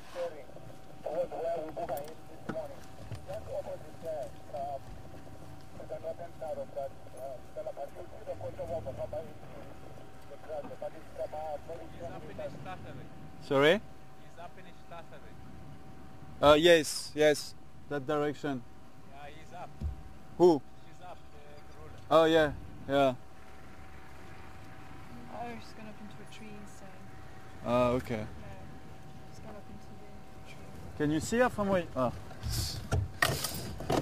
It's quite far from me. I was going to talk to a trooper. It's far. I don't want to shout between vehicles. I think you can see her pointing in there. I'm just gonna reposition the vehicle quickly.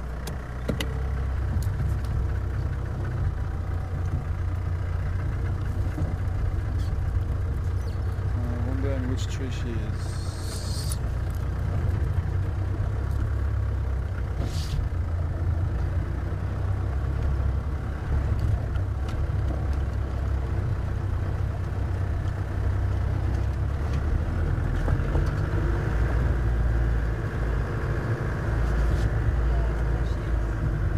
Yeah. Okay.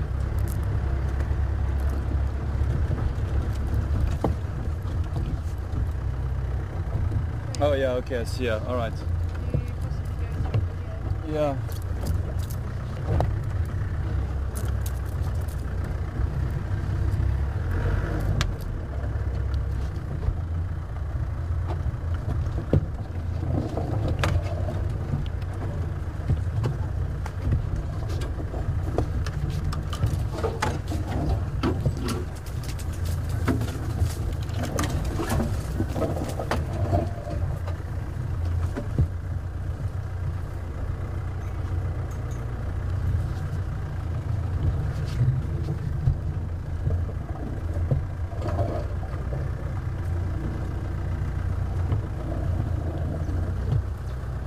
Got there from here?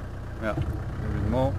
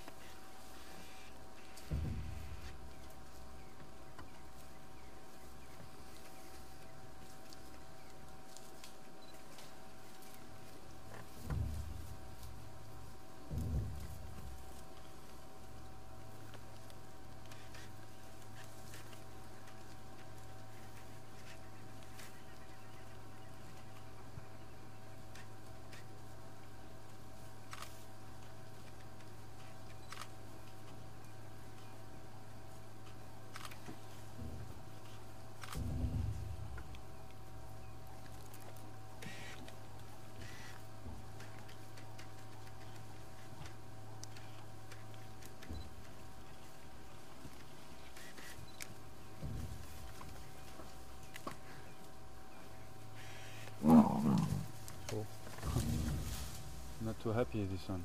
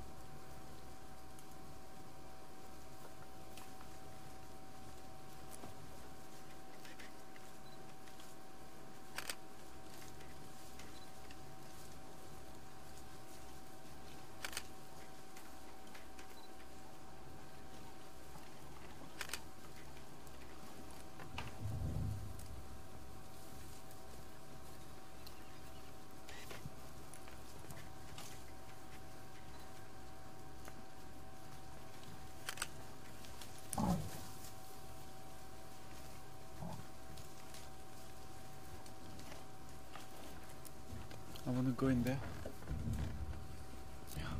I'm going to try to reposition the vehicle a little bit closer to Kula.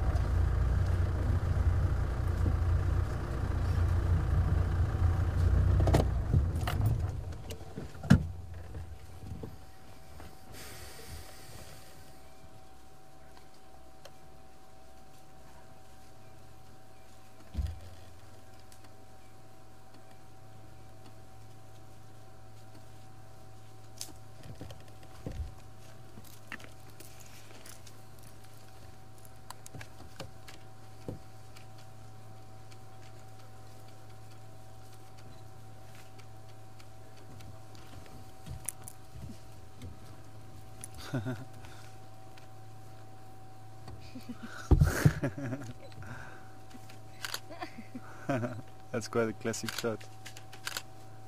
Leopard and buffalo looking at each other.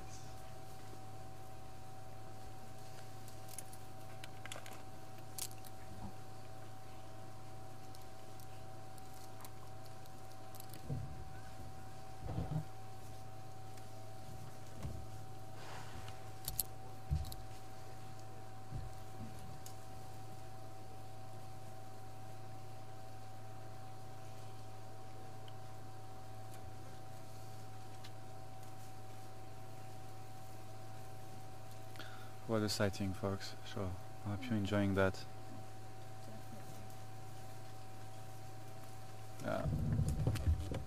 Tara is enjoying it.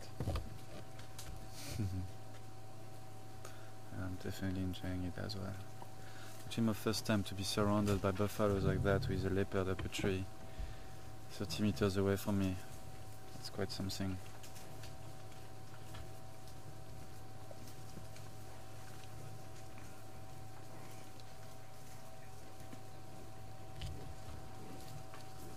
Touch this one's horns. Come here, come here.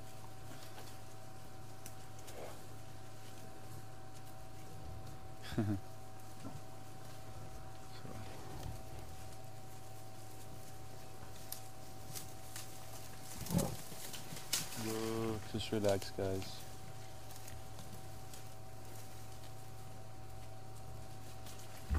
And Thomas, good afternoon to you, Thomas. Thomas wants to know when is the last time Kula brought, or when is the last time Kula made a kill. It would be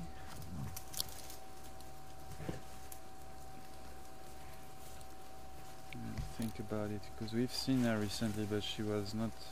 Well, we've seen the cubs, we haven't seen Kula.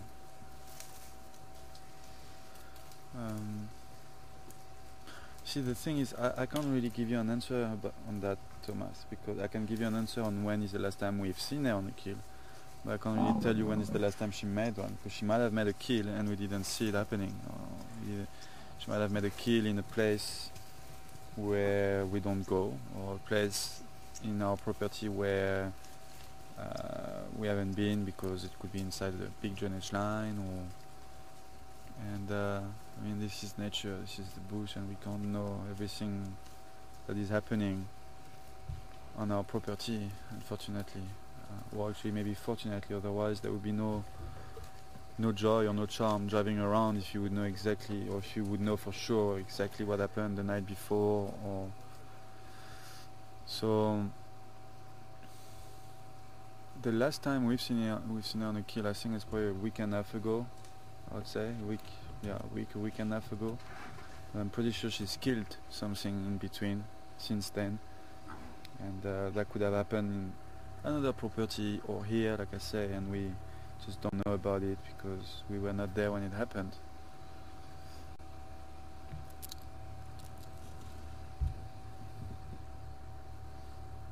Surrounded by buff.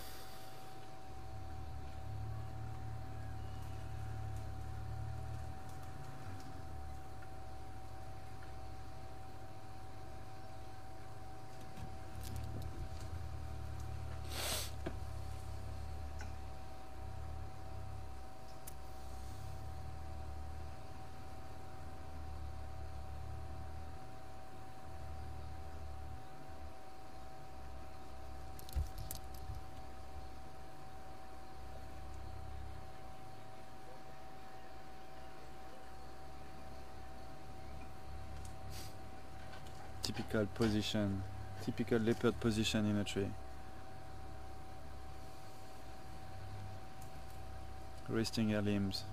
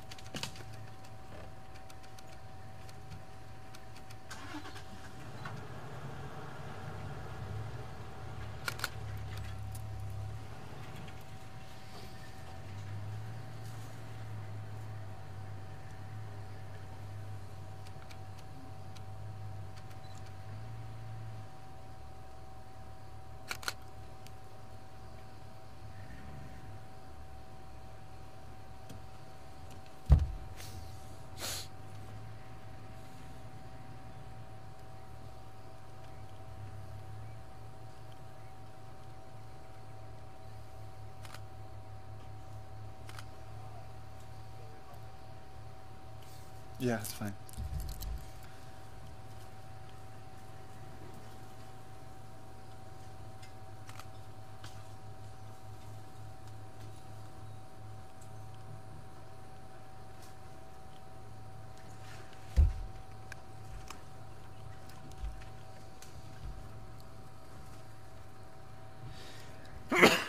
Sorry. Thank you.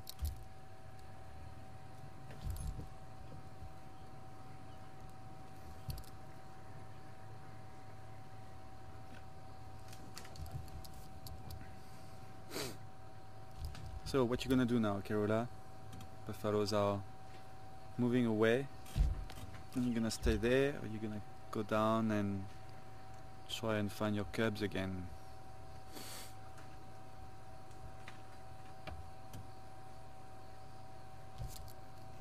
St. Jackson. Ephraim Mkomo, thank you very much. We told our Kerula. She was caught shot by the Nyari. She said Zulu and Senior now the Nyari caught shot her. Okay, thank you, bro.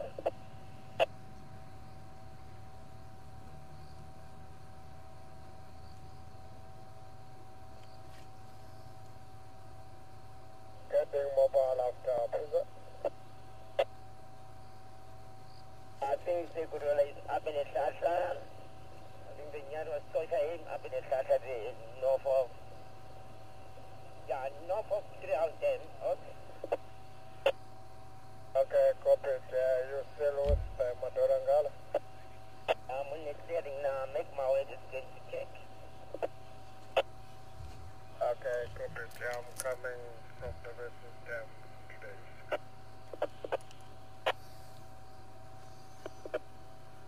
Yeah, Ephraim, I'm still on the log. She's in a flashlight, actually still at the junction of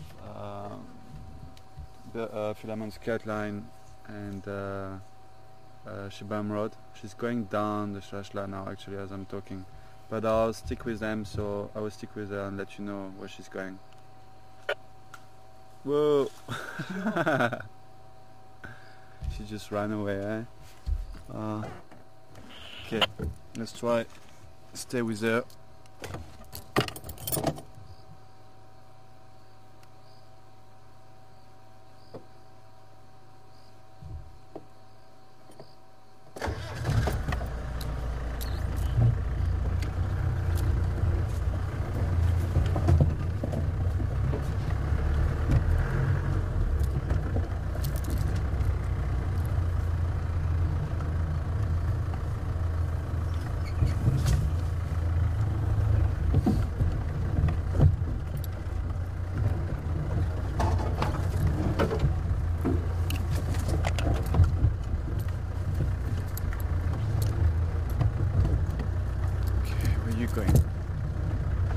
Where are you going, Miss K? Whoa. It's quite a haul.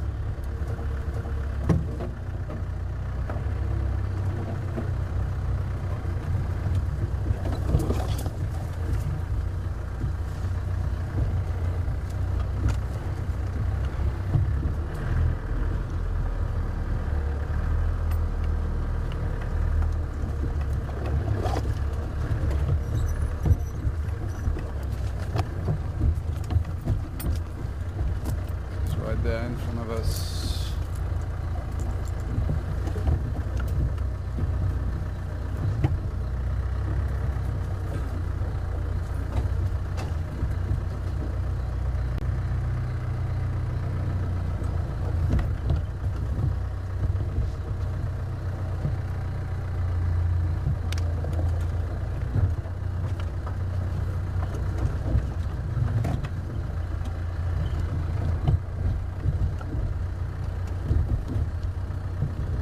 Mark, can you send me that question again? Sorry, because I was listening to the radio when you sent it.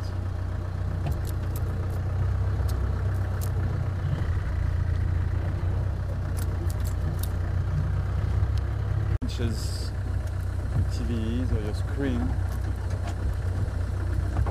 42. Oh, no. What is that? It's a steenbok. Okay. We've got a steenbok. Maybe Kula is not too far. Maybe we should stick with the steenbok and see what happens to him. I've got a steenbok right in front of me. I won't show you because no, it's not a steenbok. Sorry, I have better look at it. It's a great hiker, but we try to not shine light at them, especially if Kula is around. Don't really want to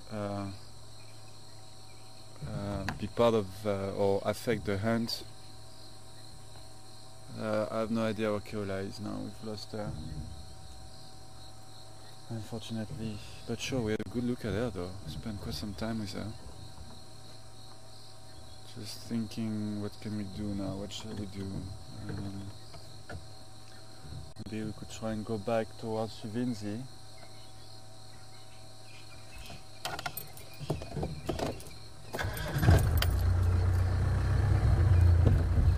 "42 inches, sure, Shelly, that's quite a TV you've got there." I think that's the same, yeah, that's like the size of the 3D TV when we used to broadcast in 3D. The 3D TV we were using, I think, was around 40 inches, 42 inches, so quite big. Nice.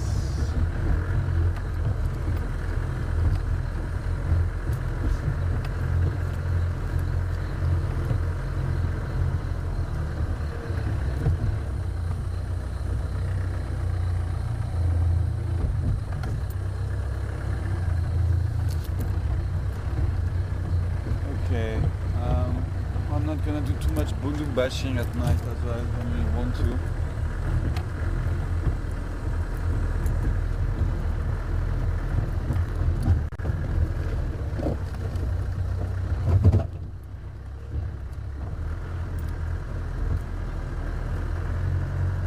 I don't even have time to say goodbye to you, Kula. It's not fair. It's not fair.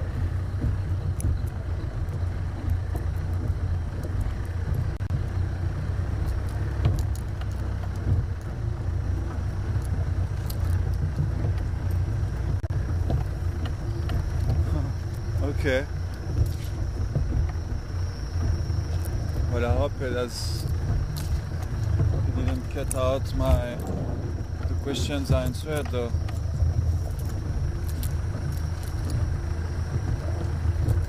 Hope you got my answer, Shelly, but if you didn't, around 40 kilograms for Kula, that's her weight.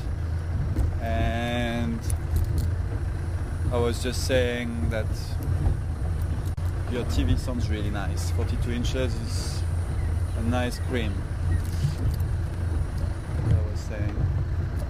Stream. I know it does that to me as well sometimes when I direct. I don't know how it does it, but sometimes it just catches up. And I don't know if that means you guys miss out on some part of the drive. I don't know, so but anyway, yeah, if you just jumped to where we are now, basically we've lost Kula. She went in the thicket and I had to do a detour to get back to where she was, and I can't manage to relocate her. And now I'm way past where she could be. She's somewhere behind us, I'm sure. I'm gonna try and get back onto a road and then I don't know, make slowly my way towards the hyena den. Maybe we'll bump into Shinzi. She's probably still around that area over there. Funny enough, I've got a very nice two-tire truck here.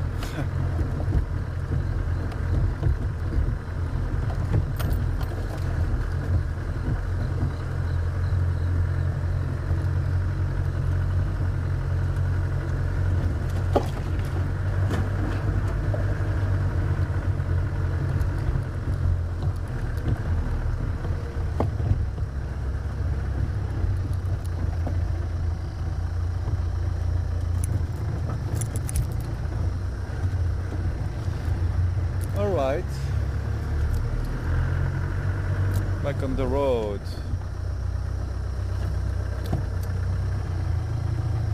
On Rebecca's road, close to quarantine. And yeah, I think this is our best call. Let's slowly make our way towards the den on Seb's road. Been on that road quite a lot again today. But that's not my fault. Everything was there though. It's not my fault.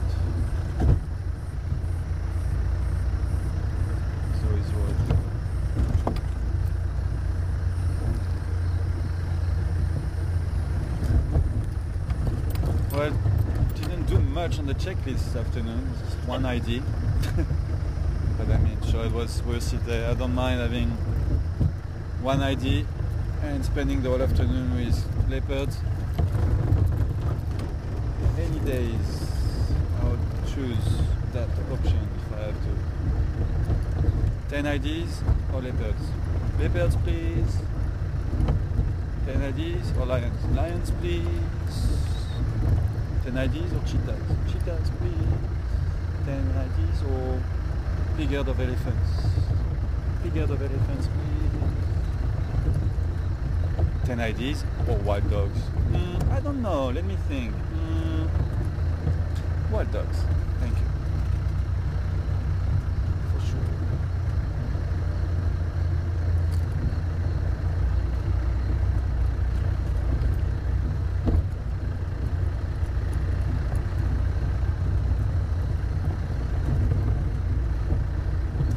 Where are you, Shivambalana? Shivambalana. Shivam. Shivam, Shivam. Shivam and Shivin. Shivam, Shivin.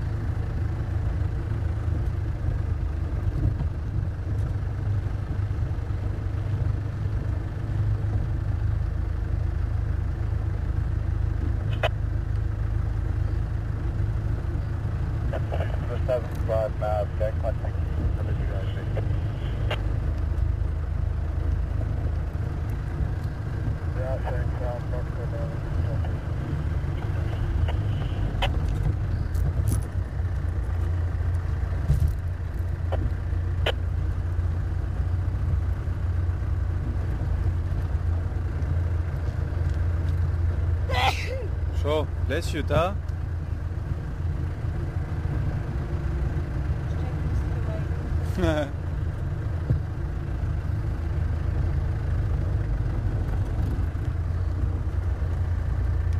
I am awake. I'm just scanning the bush,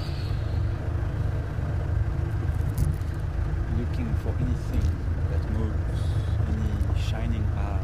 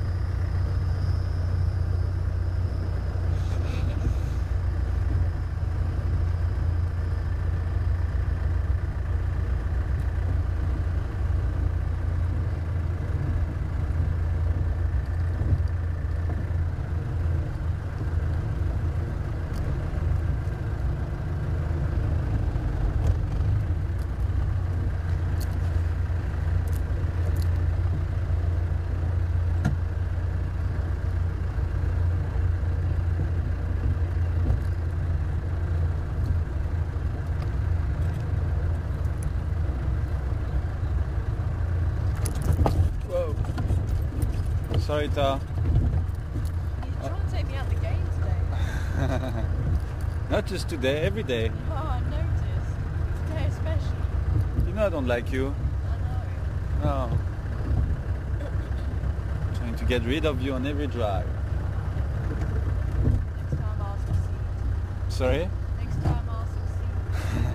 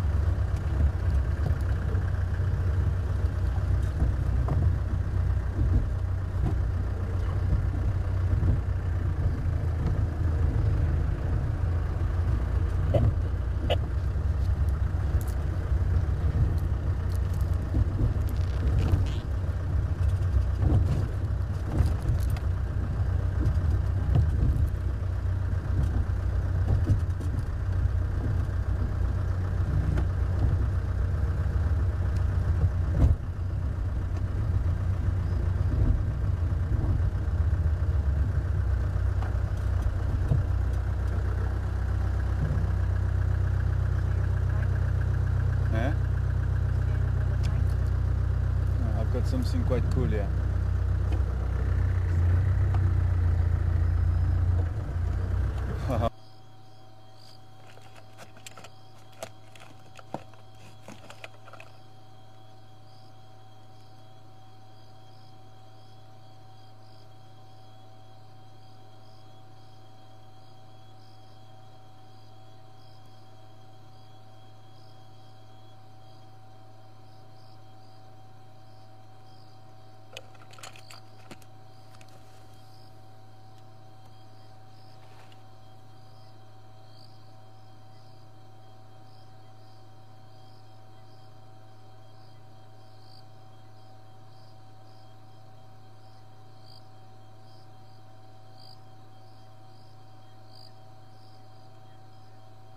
She's looking straight into the lens, eh?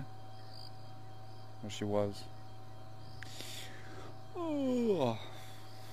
Waking up, my girl. Where are you gonna go now? You're gonna make me bundu bashing again. Been bundu bashing the whole day today. Going off-road. This is how we call off-roading here in Africa. Bundu bashing.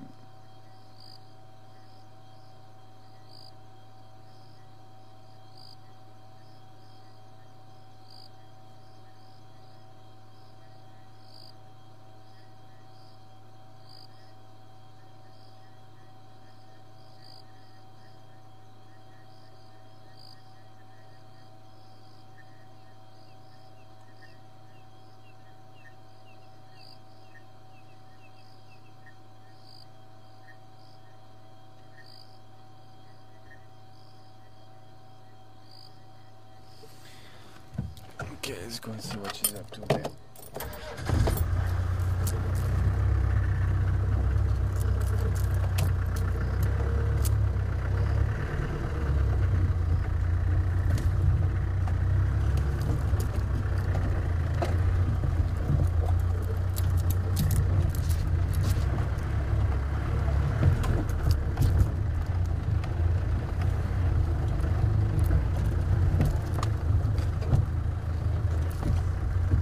You can hear hyenas.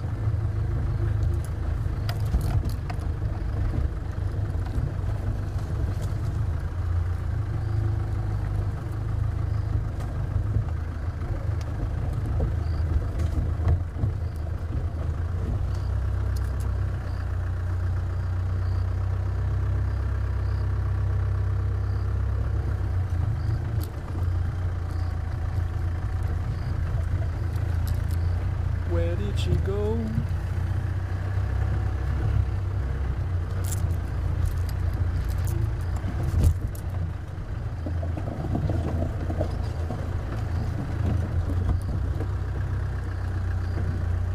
What's that there? I see moving.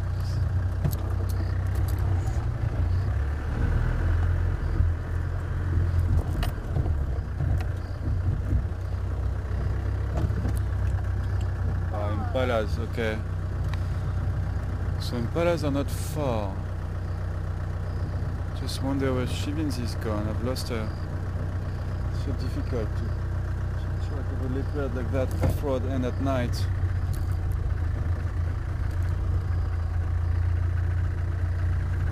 She can't be too far though.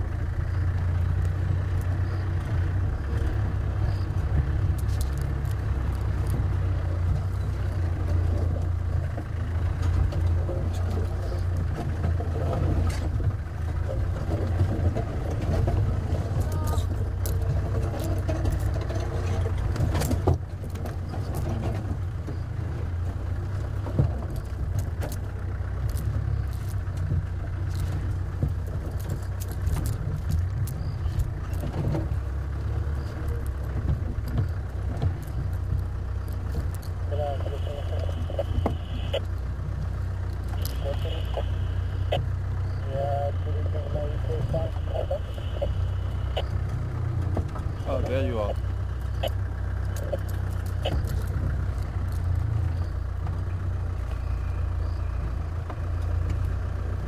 She's lying down right here. Oh, I'm too close. Sorry, hold on. I think I am. Do you want to try? Yeah, I'm a little bit too close. Let me just reverse slightly.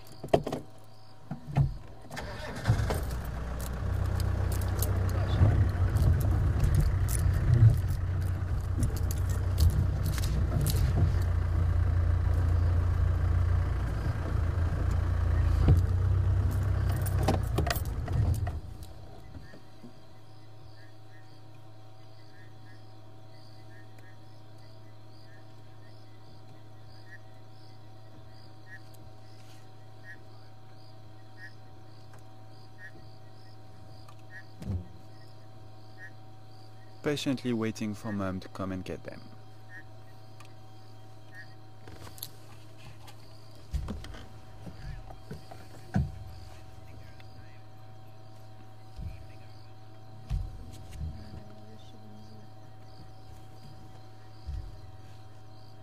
Dave, good evening, Dave. Dave is asking. Oh, sorry, Gail. Gail is asking if leopards do most of the hunting during the day or at night.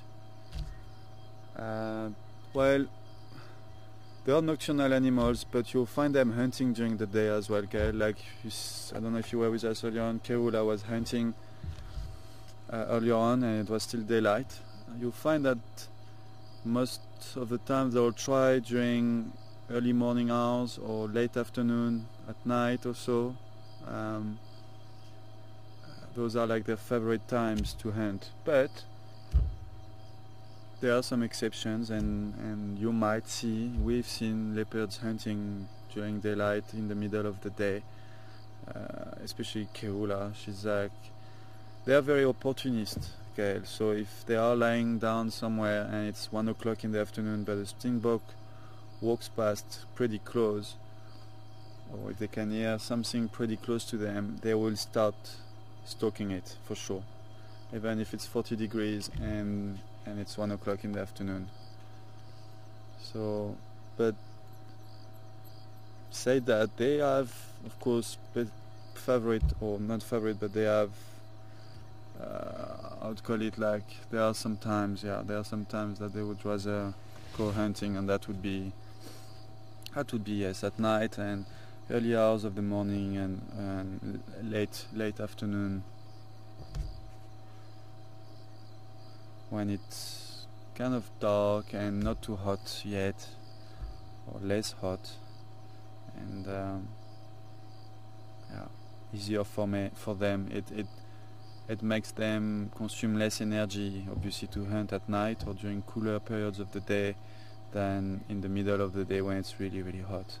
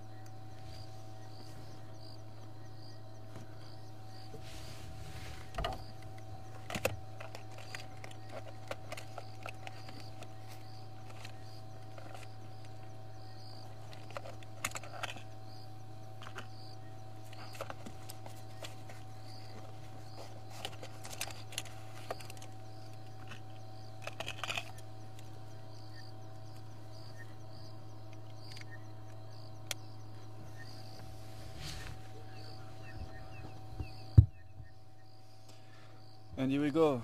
I said it earlier on, I knew that it was going to be 7 before we know it. And it is 7. Already.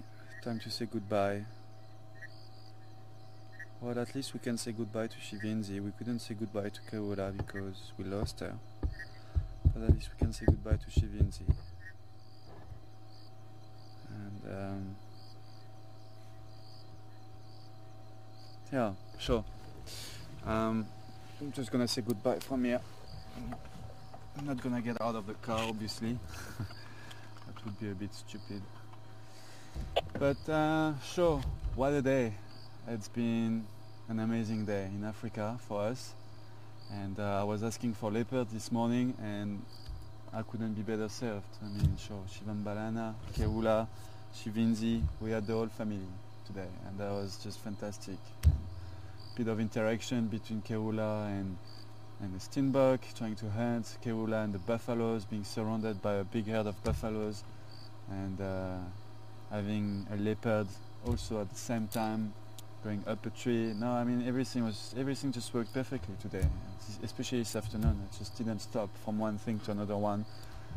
Didn't even have time to ID anything for the checklist challenge, but like I said earlier on, I really don't care. It really doesn't matter for me. I rather spend time with those beautiful cats than trying to ID some birds or some mammals. We'll do that another time when it's more quiet around us. But anyway, my name is Sebastian, and behind the camera we had Tara this afternoon, and back in final control we had Mark. And tomorrow morning I'll be sitting over there, Tara will be sitting over there, and Mark will be sitting over here. So join us again tomorrow at 5:30 Central African time. And from all of us here at Juma Game Reserve, we wish you a good evening or good day, depending on where you are in the world. And see you tomorrow. Bye, folks. And last, we're gonna pan to Shinzi so that you can see her for last few seconds before we cut away. Thank you for all your questions as well, and I really hope you enjoyed the drive. Bye folks.